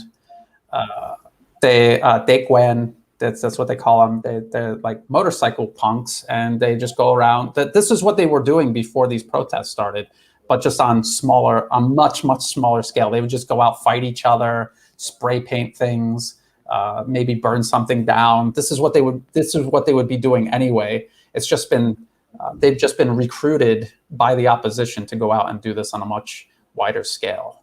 And then this is the core group that comes out and does this. And then the much larger protests, they were actually ended before the COVID thing started.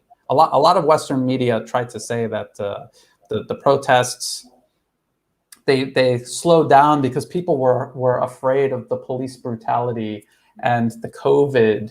And so that's why they're not coming out anymore. But the fact of the matter is a lot of people that joined the protests in the very, very, very beginning might have been upset with the performance of the government. Then when they realized that it was just this billionaire guy trying to worm his way into power, I think a lot of them kind of shied away from it, especially seeing the tactics that they started using. And the fact that they're anti-monarchy. A lot of people support the monarchy in Thailand, a lot, the vast majority. Very tiny minority are like this. And a lot of them don't even understand it. They're just rebellious kids. So, this is all stuff to keep in mind. Yeah, the karma. Yes. Well, this is what kids do. I mean, kids, think about when you were 15, 20. I mean, we were all rebellious. You want to fight the system, it's anti-system. And my only problem is it's the manipulation behind this, the adults that are manipulating the kids. And probably most of them, they don't even know why they're there. It's just a cool thing to do on a weekday. But I've asked them outright. I've said, what is it that you want to do that the government or the monarchy is stopping you from doing? What do you want? What is it that you want that you can't get? And they don't have an answer for that because the protest leader didn't give them an answer. They just gave them these slogans that they repeat. And they'll say, we want the Constitution reformed. Like, do you think a 20-year-old really wants the Constitution reformed for what? And when you look at the changes they're trying to make in the constitution, the current Thai constitution was designed to keep someone like Thaksin Shinawatra or Thanathorn Juangroongruangkit from buying another election and getting into power. Because they're billionaires, that's what they were doing. They were just openly buying elections. And they were building up these patronage networks up country and preying on these, and this is not to disparage them, but a lot of them have like third grade educations. It was a rural region that's still catching up development wise. The problem now is that this current government has invested a lot in developing that region. And as you were saying before, Angela, about the high-speed rail link, that will go through northeast Thailand. That will bring a lot of prosperity to that region. It's not going to be remote anymore.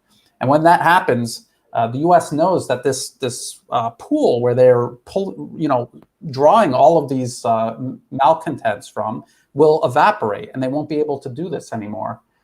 People who might not be familiar with Angelo and my discussions, we were talking about Pakistan, and there's this southwest region called Baluchistan, and they've got this guy called the Khan of Kalat, and he hangs out in London, and this is the guy they want to put into power of an independent Baluchistan. They want to make it independent from Pakistan. And someone was talking to him, the House of Lords in the UK. They were like, we got to hurry up, because once the Chinese infrastructure projects are done, we're not going to be able to do this anymore, because they know that people will be too busy working and enjoying prosperity. They're not going to be interested in protests and separatism. And that's what you're seeing in Thailand. Even though the economic crisis is bad, I think a lot of people are still living pretty comfortable lives where they're not interested in going out and making a huge problem like this. And I think a lot of Thai people are actually very smart, and they understand that you're doing this, and then what? And then after this, what? What's your next move? So Thanathorn becomes prime minister tomorrow. What's his plan for stopping all the COVID-19 infections that everyone's so worried about? What's his plan? He doesn't have a plan. I keep seeing comments about social media. I want to point something out about the social media, because we see people doing selfies with their little 3-finger salute. This is US-based social media. This is what it's designed to do. It's designed to give this positive feedback. They rigged the algorithm to favor coverage of these protests. And these are kids who their Facebook pages are not very popular. They'll never get a lot of likes. But then when they're doing stuff in the protest, they'll get tons, because the algorithm favors it. They'll get hundreds or thousands of likes on certain posts, and it'll encourage them to go back out, because this gives them a sense of self-importance. It's kind of like how they get Prawit to work for them by giving him, free lunch at the U.S. Embassy every once in a while. It encourages these people to come out and do it again and again. It's like a reward. It's like psychologists when they do the experiment with the rat and they get him to push the button, to get his reward. This is what they're doing with people with social media. Social media is part of a nation's information space. And I try to tell people that it's as important to defend your information space as your airspace or your shores or your borders. And if your social media is dominated by foreign corporations that literally work with the US State Department, it's like having a foreign army just completely filling up and dominating your airspace, or anchoring their warships off your shores. It is a blow to your national sovereignty, and it's something that needs to be fixed. So that's why China has you're always condemning the firewall. The West is upset about China's firewall because it prevents them from interfering in China's internal political affairs through their information space is protected. They're complaining about this. So a lot of things that they try to claim is repression is just them trying to prevent countries from defending themselves against all these nasty tricks that they use to make protests exactly like this. They would love to do this all over China if they could, and China isn't letting them. No, and I think people have a problem of education when it comes to democracy. There are preconditions to have a democracy. I would list them. I would say number one is no foreign interference. No money involved into politics, because once you have money involved into politics, then you have corruptions, you have lobbying, and it's a democracy by the 1%. Then you need to have a certain level of education. People need to have some maturity. Because imagine a democracy, in some cases, you have the mob rule. You have the 51%, which is ruling over the 49%. I give you some example. In India, now you have a constitution, you have a democracy, which is undermining the rights of Muslims in favor of the Hindus, right? So you see, the problem is that democracy has some preconditions, and it can be a utopia in some cases. I give you an example of Iraq. Iraq was functioning pretty well. The way it works in the Middle East is a clan, it's a tribal systems, and you need to have someone as a referee that actually maintain the unity, and somehow he is the last person that can when there's no decisions, he can put a balance. And it's the same as kings do in some cases. You have even in England, it's the same. It's somehow it's a democracy, but sometimes the king is the last say. The same as in Thailand.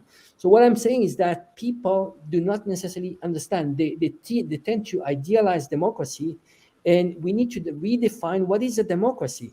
If you are talking about USA, well, let me tell you, China is far more democratic than the USA, because the USA, you might have the right to vote, but it's already decided. You have two candidates that are not going to work for you, but that are going to work for whoever finances them. And we are talking about the 1%. So we have to really define what is a democracy. And just, I want to add one more thing, is that a lot of people cannot distinguish the difference between voting and electing. In reality, it's very counterintuitive, but in reality, when you are electing, you are giving up your democratic rights to vote, because the ultimate democratic right is to vote. So what we are doing in general is electing a master that is going to decide for us for the next 4 to 5 years, and we don't have any referendum rights. Just to, if he's not following what he promised to, we cannot take him out of power. That is the problem. So we are in a vicious circle very often in the West of having this elect and regret.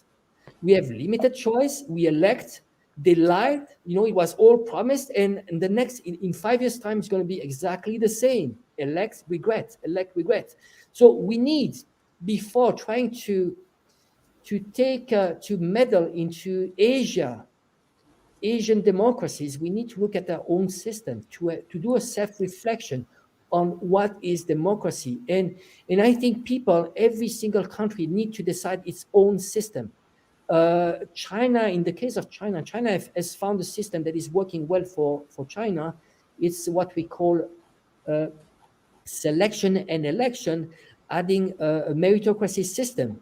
Meritocracy meaning if you deliver, if you are good, you can go up the ladder up to the Politburo. So it's upon merits, and it's not a beauty contest like we have in the West. In the West, you tell the people what they want to hear. You don't need to deliver. Tell them what they want to hear, and you get enough money and some good marketing, and you are going to be elected. It's not about if you are good or not. So we need to do self-reflection on our own system and start meddling into other countries' system.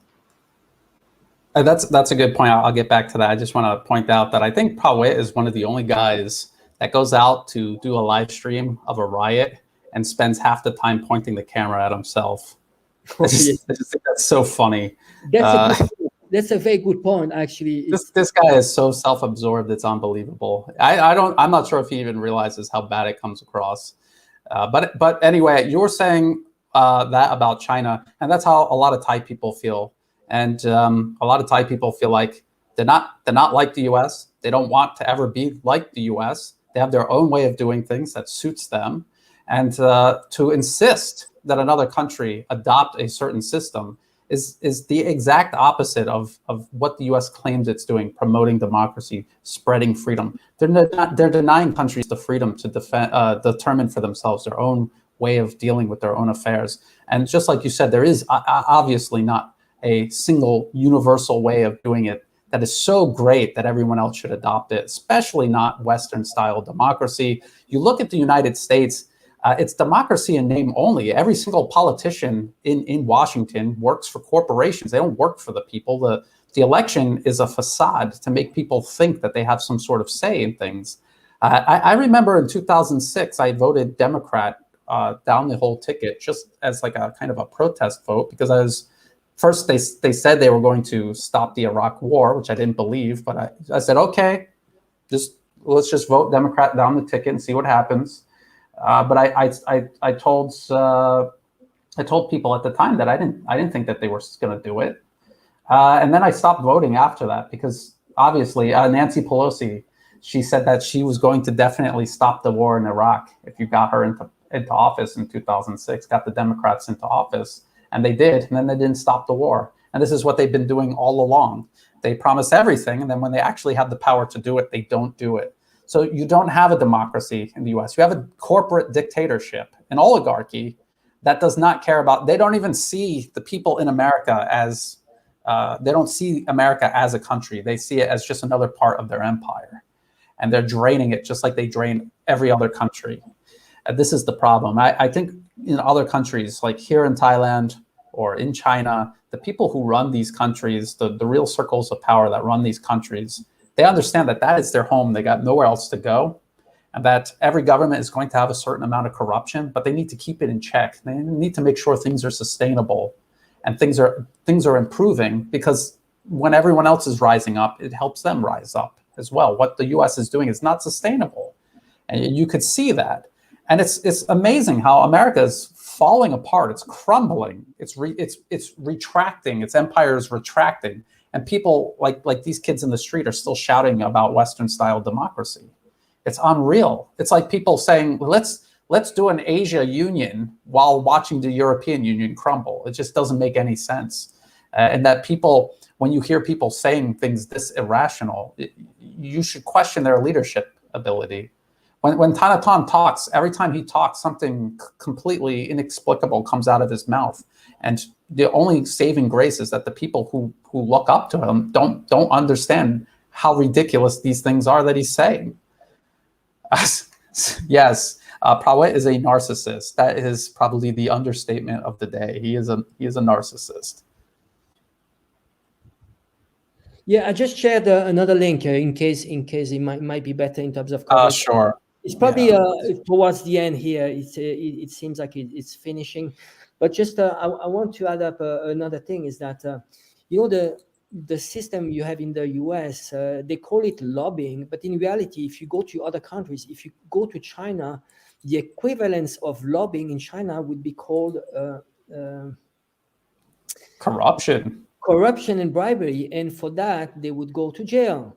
You have this system in the US, which is deferred bribery or corruption. It's what we call the revolving door. And this is why you have politicians like Nancy Pelosi, net worth is $140 million US. Joe Biden is net worth, you can check it, it's 70 million. You have Mitt Romney, is one of the richest politicians. He has a net wealth of 200 million US dollar. Meaning revolving door, they're going back and forth from public office to private, and they're getting so much money. So now, for example, Obama, I don't know, it's probably 40, 50 million US dollar worth.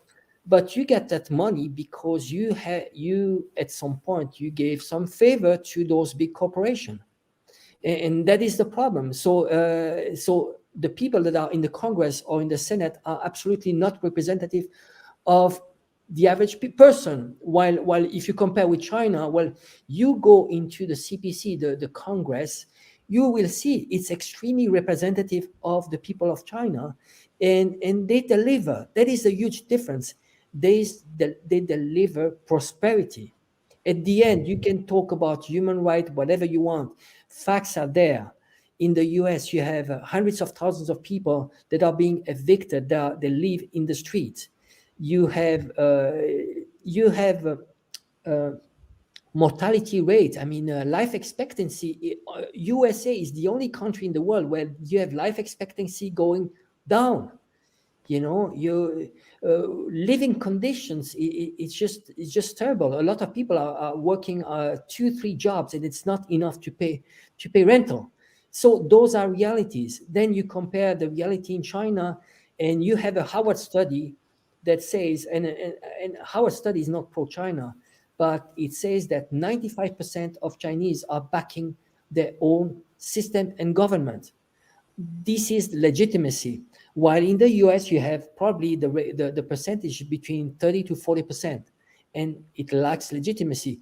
So why would you want to export a failing model to a place which is prospering, like in China? They lifted out 800 million people out of extreme poverty in 40 years' time. This is delivering prosperity. And the danger is, because of the success and the delivery, because China delivered prosperity, it is a risk, because it's showing the West that another system is working, and probably better, is delivering more equality, more equity to the people, and that is maybe the danger. So we need to get the message out, just purely factual. When you have 95% of people that like this system, and they are positive about the future, this is what it should be. Again, I'm not it's not about exporting a communist model. No, and it's not even communist. They found their own system. If it was exported in my country, maybe I wouldn't be a good fit. It's not exporting, but it's about just telling the facts, and the fact is that the West cannot represent universal values. I absolutely agree. There's a comment from Garfield: U.S.-style democracy will spark rivalries among the people. This is absolutely true. That's what it's designed to do. It's designed to get people fighting each other so that they never notice or unite on a common ground to actually address the fact that they have no say in their own future. Their government does not represent them. That is a key point. And Angelo, you're making a really good point about exporting democracy. Why does the U.S. export democracy? Because it's a modern day empire. And by the way, I just want to say these journalists are in the alley. The police asked them to move out of the way for their own safety, and these journalists complied. Now, a lot of journalists from the opposition media will not comply, and then they'll get hit by a rubber bullet, and then they'll blame the police.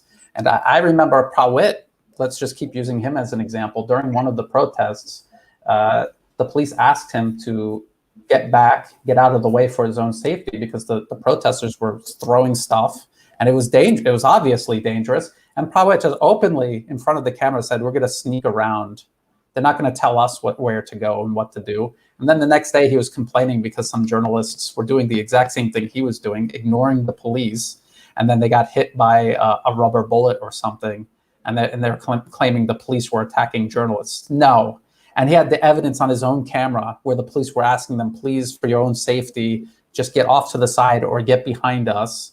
And they willfully ignored that safety advice, or they were asking them to do that, and they ignored it. So again, it's just, this is what they do constantly. They want journalists to get hit. They want them caught in the crossfire. They want something to happen because it helps them demonize the government and the police. Let's see. I'm going to look through some of the comments. Yeah, when it comes to journalists, I saw that in Hong Kong, in some cases, you had more journalists than actually protesters, because it was so easy to get a journalist card. And in reality, the journalists, they were actually being like a screen protecting the protesters, and they were in the front, and they were facing the police.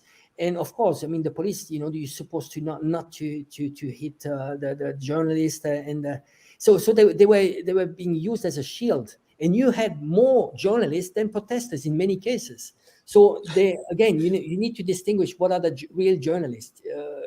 Just a lot of fake journalists out there. Also, well, here in Thailand, what happens is the protesters will announce a big protest, and like 20 protesters will show up, and like 100 or 200 journalists from all these different media organizations. They're actual, they actually work at these media organizations, and they'll be fighting with each other to try to get close to the protesters because there's not enough protesters, and the media is like surrounding them, and they're fighting with each other to try to get a clear shot because there's so few protesters. And when you see this every day and you're familiar with what's going on in Thailand, and then you read a Reuters article that are like tens of thousands of protesters have been coming out to protest, and you know that's not true. It's just so infuriating. This is what has made me. I tell Angelo all the time behind the scenes, I hate doing this. I hate doing videos. I hate writing articles. I've been doing it for years and years, and I hated every single moment of it. I don't enjoy politics at all, but I only do it because I cannot stand reading these articles or watching like a BBC video report, how absolutely, utterly, dishonestly one-sided it is. I just cannot stand it. And that's why I do this, because there is no one else in English that is pointing this out. Really, there's no, especially for Thailand and Myanmar, about Myanmar, pretty much me and Angelo, we're the only ones talking about this because hardly anyone will touch it. But it's so important that people understand this. And I'm sure that there's people, and some have contacted me, who are in Myanmar, and they're frustrated with how one-sided the coverage is. I think this is the case in China as well, where, well, luckily China can stand up for themselves now, but that wasn't always the case. There was a lot of frustration. Chinese people, Thai people, I know from personal experience, they're so thankful when people come out and tell the truth. And get their side of the story up, because the government, and I'm sure there's reasons for it, or maybe not. I don't know. It could be a legitimate point of criticism. There is no Thai version of RT, like Russia's RT or China's CGTN. They have Thai PBS, which is government funded and reports in English, but a lot of these journalists study over in the West. And when you study journalism in the West, they pull you into these networks it's done on purpose, so that when you go back to your home country, you go back representing Western interests. You don't actually report the news to reflect your own country's best interests. They're very proud of these ties that they have with Western journalists and the Western establishment, and they don't want to jeopardize it by saying something that, while may be true, goes against the narrative that, say, the BBC or AFP are pushing in any given country. And you see people like Jonathan Head from the BBC, and people from the FCCT, this club for old white men living in Thailand who claim to be journalists. They all like gang up on anyone that gets out of line even a little bit. Like, oh, how could you say that? What are you, a conspiracy theorist? What are you, some sort of crank? And they will go right back in line. They bully them to stay in line. So you could call that journalism. I call that propaganda. That's propaganda, and it's a foreign network kind of managing the narrative in somebody else's country. Is quite ridiculous. Yeah, I agree with you. We had this talk quite a few times that we actually we don't enjoy this. We don't. I mean, you and I, we take this as a responsibility. It's out of our private time. This is time that we could spend with family, having fun and so on. But I think this is a responsibility, because we are in a position where we have a Western background, and we had the privilege to live in Asia for a long time, and we can see on the ground what is happening, and we have some understanding of geopolitics and how those revolution work. But it's not. We are not pleased to do that. Every time emotionally, it's painful, because we see injustice, and we're fighting. We're not even fighting for our own country, but somehow we have a link to this region. I personally, you kids are half Thai, so you want to build up a good future for your kids. The same for me. My son is Chinese, and I've said it before. I want him to be proud to be Chinese, and I want to stand for justice. We want to show our kids, by doing what we are doing, we want to show them how it should be. The best way of teaching is by exemplifying with our actions. And I think if we can fight for justice and leave something, and somehow we contribute to a better world, because what is behind this, what could be, those revolutions, if they succeed, it can be a disaster, a complete disaster. So we need to tell the people, to bring awareness, at least about the foreign meddling, and so yeah. Well, one thing I would like to, I would like to ask any of these people joining the protests, or some of the people who support them online and consider themselves educated, why don't you tell me one example where the U.S. has done this anywhere in the world, where the country has come out for the better and not many times worse? And you cannot name a single example. No one can name a single example. Someone just told me 2 police were shot by live rounds. If you have a link to that, please, Yes, feel free to post it in the comment section. And you look at this, the streets being trashed like this, and they have to pay people to come out and do that, or volunteers have to take time from whatever they were doing to go do that. The other day, there's a victory monument in the middle of Bangkok. It's commemorating a war that Thailand fought with France, and they totally beat the French. And then they built this victory monument to commemorate that victory. And these protesters vandalized victory monument. It has nothing to do with the current government. There's names of people who died in that war that they spray painted over. What kind of people do that? That's not you're upset with the Thai government. That's not you're upset with the monarchy. That's not you want reform. That's you hate your country, and you're trashing your own country. That's what that is. That's just like you say, Angela. It's like they're just going out and they don't even know what they're doing. Do they even know what that monument is? And my wife pointed out to me that monument was actually built by the 1932, the circle that carried out the 1932 coup that ended absolute monarchy. This was the one coup that the opposition really loves and likes to talk about all the time. So they're like trashing the monument that their own side built. It just says so much about the level of political awareness that's among these so-called self-organized youth-led protests. And you'll hear the Western media always say that. When I used to debate them on Twitter, they would say, "Oh, what are you trying to say? They don't have agency. They're not smart. They can't go read this stuff on the internet." That every day they prove it themselves on a daily basis how little they understand what they're actually doing. Okay, looks like that one's done. But The protest might actually be done. They might be done. I'm checking. Usually on Twitter, he'll announce that it's otherwise we can wrap up. But just to add, I think what you just said just before is so right. I mean, name me one revolution, one that actually worked well and the country ended up being better. Never. I mean, look at what they did in Iraq, in Libya. It was all about destruction. Or you have some cases where you become a U.S. puppet and there's absolutely no democracy. I mean, you look at Colombia. Colombia is doing the same work as Israel is doing in the Middle East. It's just so they want to install a puppet regime. But where is your democracy? Where is your self-determination? So no single revolution worked well. Why keep on doing this? Einstein used to say, madness is keeping doing the same thing and expecting different results. And this is just madness. This whole meddling is madness. After Afghanistan, what? Can't you learn about 20 years of failure? The Taliban is taking over. It's 20 years of failure. So is there any politicians that goes to the Pentagon and say, well, you know what? Why can't we learn from those mistakes and not doing it again? Because it's keeping doing the same thing. What is it bringing to Thailand?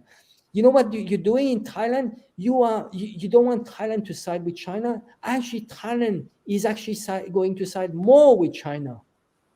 It's the same as they're doing with Vietnam. Thailand, when it sees that, it's being bullied by the US. There's so much meddling.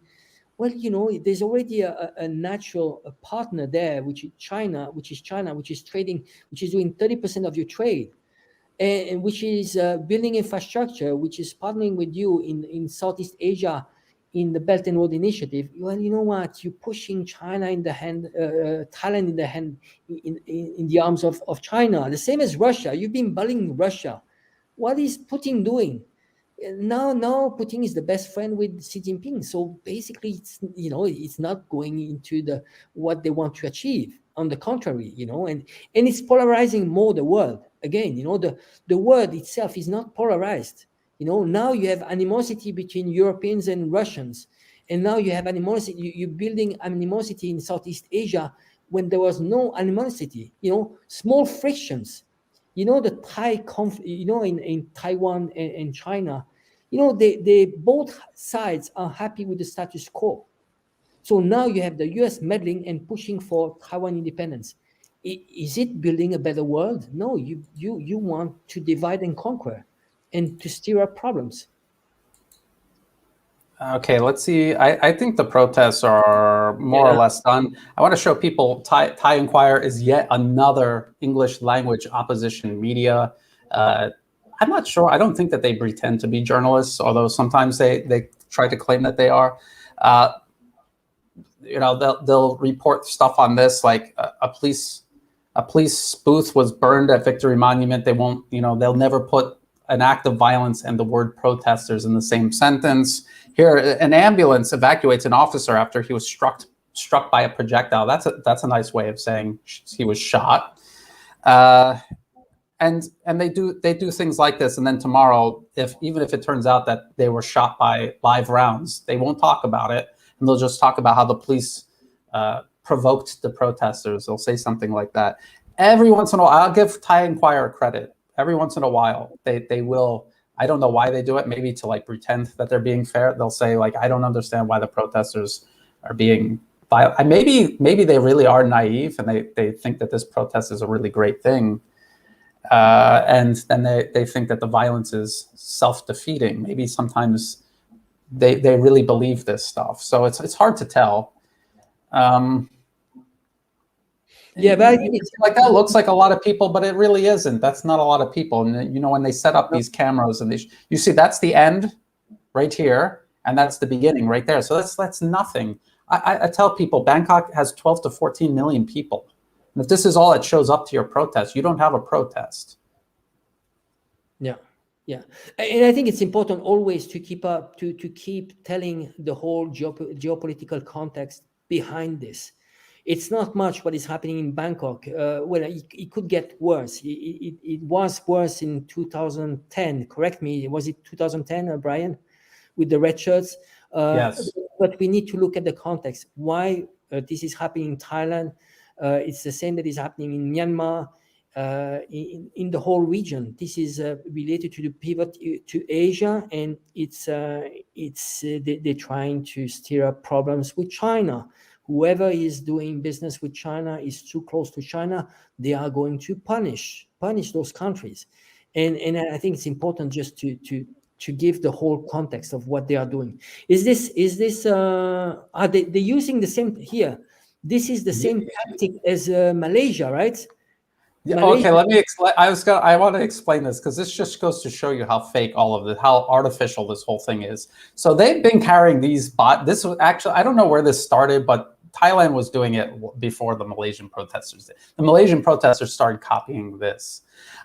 This all started with these supposed disappearances of opposition figures who fled Thailand and who no one even knew about. The one guy was in his 80s. He probably already died. And they claimed his body turned up in the river and it was wrapped like this. And there was this other guy. He was like this, again, they keep saying it's a youth movement, but he was like this middle-aged protester, Facebook activist, and he fled to Cambodia. And he had his rent and everything being paid by the opposition at a luxury condo on the Mekong River.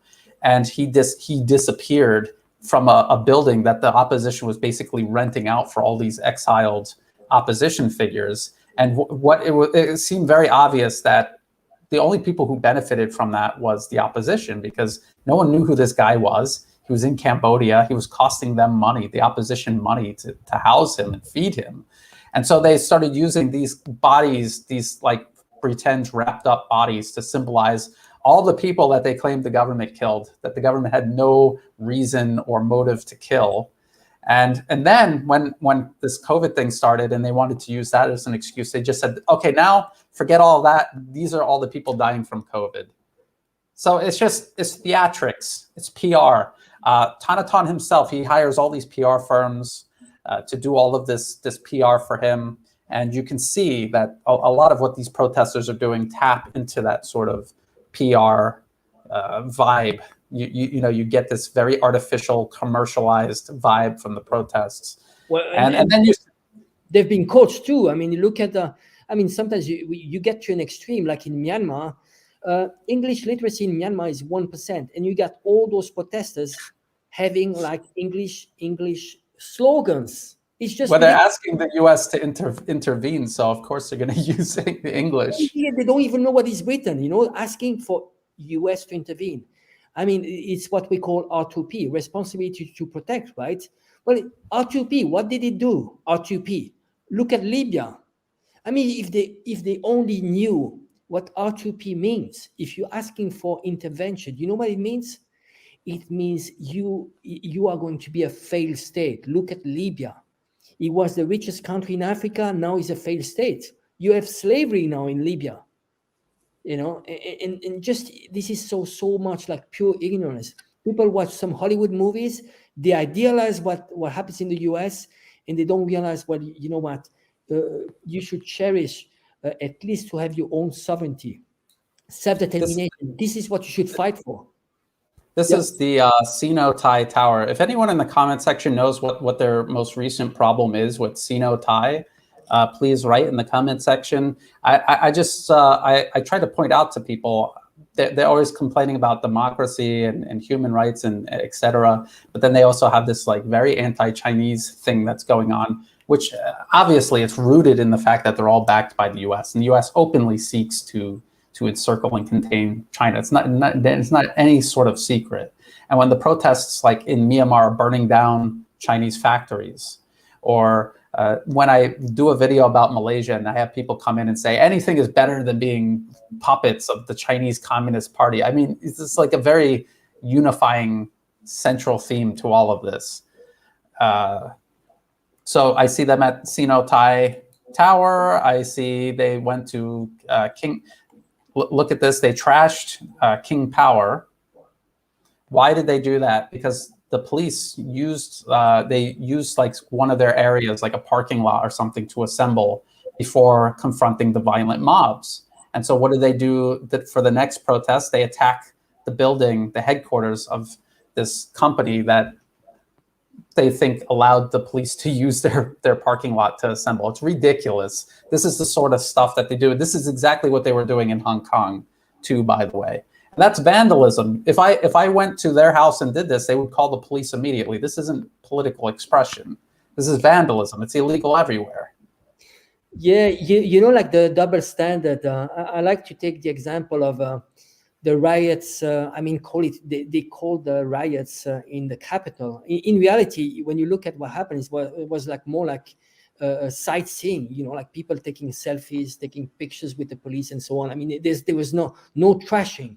While in Hong Kong, they trashed completely the LegCo. The Legislative Council of Hong Kong was completely trashed, demolished. It took months just to renew the whole thing. And Nancy Pelosi called it a nice sight to behold, So, and then, look at the people, how many people they put in jail in the U.S. for the riots in the Capitol, and some of them are going to stay there in jail, in prison for 10, 15 years, Imagine if they had done the same for the rioters in Hong Kong, because the rioters in Hong Kong, they won't go to jail for that many years, they're going to be, some of them are going to be punished, but far from the severity of what is going to happen to those protesters in the US. It's just a double standard, so much hypocrisy there. Absolutely, and I think that Like at the Capitol, there was some violence outside. There were some like windows and stuff broken. But if you watch that and you compare it with what they did in Hong Kong, it's two totally different stories. And when you see the violence here in Thailand and you compare it to what happened at the Capitol, it's also much more extreme here. And again, like you said, if anyone were doing that in the U.S., the consequences would be so severe. And you wouldn't see any other country lecturing the US about that, except to point out that the US is accusing them of doing something that they themselves are doing or doing much worse. So it's just, it just is. It's just endless hypocrisy. And, the problem is the Western media is always reinforcing that. And so many people buy into it just because the Western media said so. Oh, hold on. Sino-Thai family business. Is that the reason why they went to the Sino-Thai? So that's the thing. Like anyone, even just an ordinary person, if they have a business and they speak out about the protests here in Thailand, the mob will go after them. They'll go after them online. It's like in Hong Kong, the same. In Hong Kong, they actually ask businesses to take side. So they were like, okay, you are either blue, which is pro-government, pro-China, or you are yellow, backed by the US. So they ask businesses to take side. So this is the technique to how you divide a society.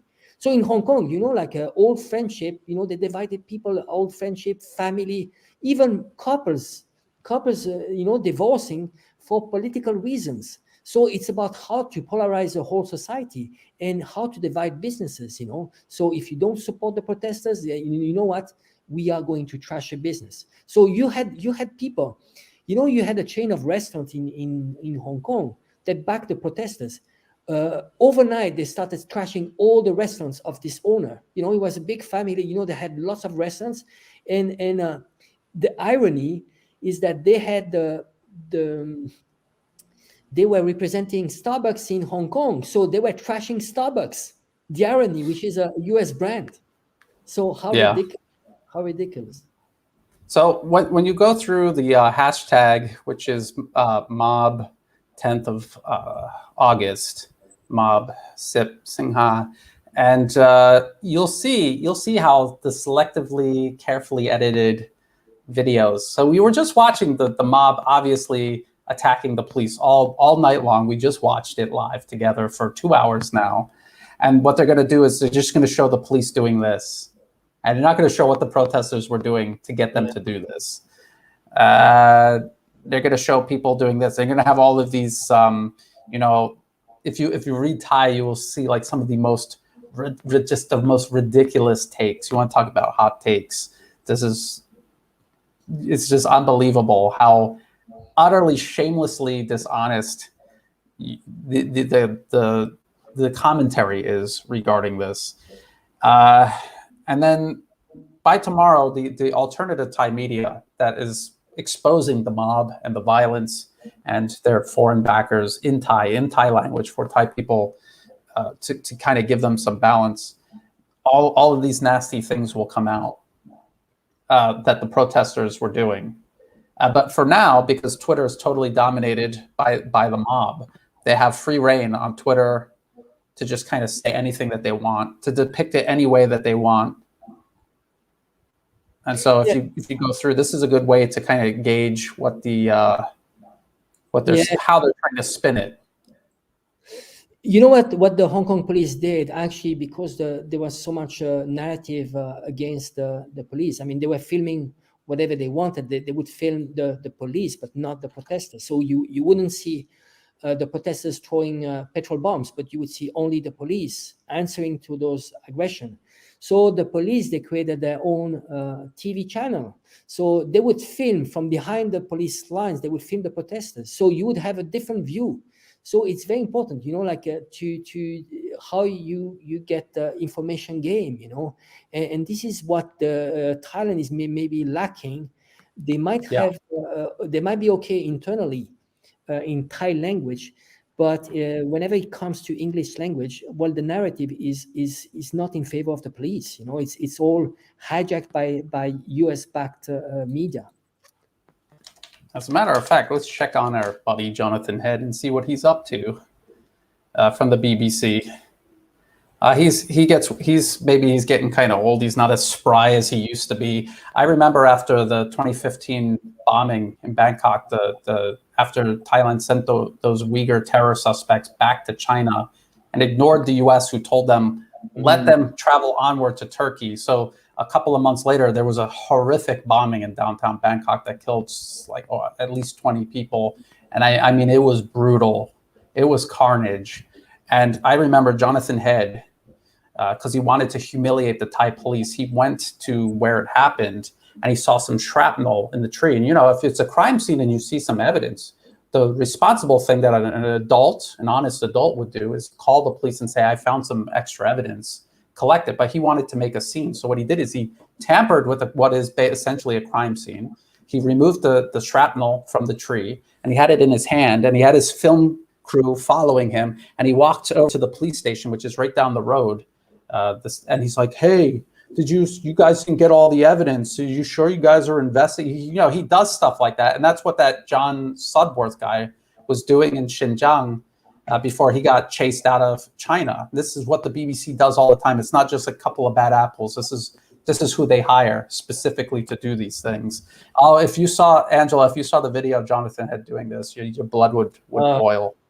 But it makes me think. When you had this bomb they put in the ETIM, which is the Xinjiang separatist movement, which is backed by the U.S., which is funded by the World Uyghur, which is linked to the World Uyghur Congress, which is funded by National Endowment for Democracy. So there's a bombing there in Thailand, and you had during the protests recently, Thai protesters having the flag of those Uyghur groups. So it would be the equivalent of having people in the US having the flag of Al Qaeda. Can you imagine? I mean, you had terrorist actions, like people, those guys funded by the US putting bombs in Bangkok, people getting killed, and you are praising this movement. How yes, yes, they had the East Turkestan separatist flag in the intersection where the bombing took place in 2015, and in the protests, this 1 year protest. Look, this is the FCCT.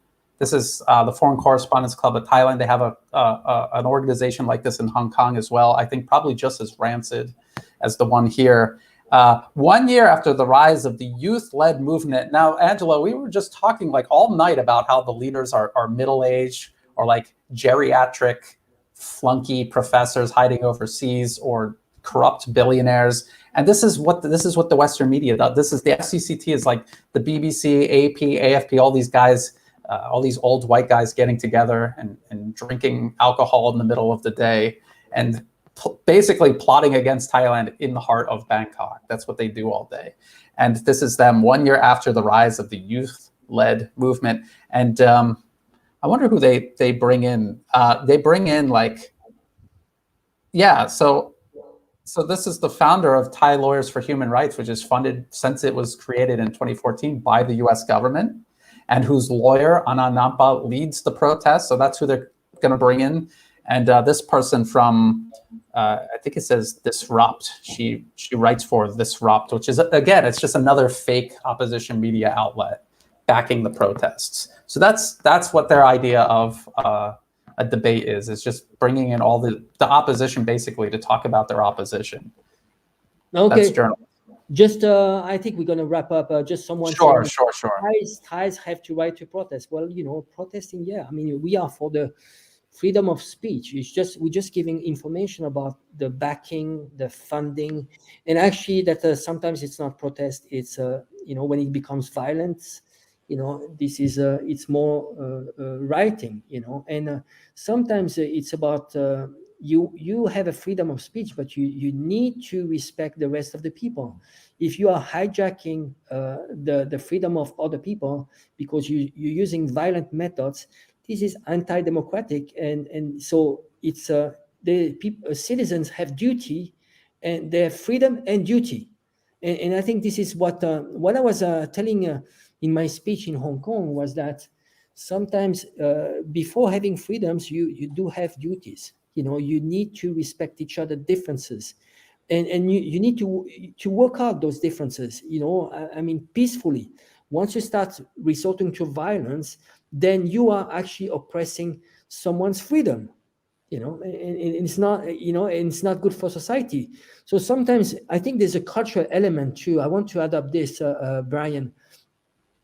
Asians, they look more into society, while Westerners, it's me, myself, and I. It's about myself. It's about my individual rights. In Asia, we saw it in how they dealt with COVID. It's not about me, it's about, if I don't line with the rest, if I don't work with the rest of the people, we're not going to fight the COVID together. So this is why they dealt much better in Asia than elsewhere in the world, because people, they saw their own responsibility towards society. So again, we are here not telling that for people not to protest. Again, there's also during COVID, we need to keep in mind that COVID, we should have some restrictions. You cannot have mass protests while the COVID is spreading, and especially right now. We have how many cases? 20,000 cases per day in Thailand, right? So is it appropriate? And you're actually doing protests, which is spreading COVID, to protest against COVID handling. Yes, makes no sense. Makes no sense. Makes no sense. Okay, so I think this live event went pretty well. We'll work on it. We'll try to get it tuned in, and we just got done recording this week's episode of Inflection, and we just decided to give this a try right off the cuff. We didn't prepare anything at all. So next time we'll be a little more prepared. I think, Angela, what their comment was that they're complaining about not having democracy, but they are allowed to go and protest, and you see what they're allowed to get away with by the government, and how the government just they totally break the law, and they keep letting them out of jail. So I mean, just again, it perpetuates because of the domination of the media and the social media. And this is just imagine if you're in the war with another country, and you know how in the old movies they lay down the communication lines. Imagine if you just depended on your enemy to lay down your communication lines for you. That's what social media is right now. If it's dominated by a U.S. corporation, you literally let your enemy lay down the communication lines, and he gets to pick who says what and when, and how you cannot wage a war or do anything in your own best interest when that's the case. So I think that's a really good takeaway. I want to thank everyone in the comment section. A lot of a very constructive conversation. Thank you very much. Thank you everyone for your support. I want to thank you, Angelo, for taking extra time out of your day to join me on this. My pleasure. Especially after, Inflection is an hour long, and then this was 2.5 hours. So thank you so much for your time. I'm sure the audience looks forward to seeing you again. Especially your expertise going through the whole situation in Hong Kong from start to finish. It's such valuable insight. So thank you. Thank you, everybody. And with that, I want everyone who's here in Thailand, have a good evening. Be safe out there. Be patient. When you're frustrated, Angela, you were telling me the story about how you would go out the next day and help clean. And it was sort of like therapeutic because it was something you could do. You could help the community recover from this ugliness, and it just made you feel better instead of being just frustrated every single day. So, and the other day I went to the field hospital at Don Mueang Airport and helped set it up, clean it up, set it up for people. You feel so much better when you're doing constructive things, and it lets out the frustration, and you get to meet other people who are doing things to help society rather than hurt society. So just keep that in mind. There's so much that could be done. There's so many opportunities to volunteer and contribute to make your community better. So you don't just have to sit by and watch this happen and feel like a victim. You can go and do something every day. So thank you, everybody. Good night. Thank you again, Angelo. Thank you. Bye.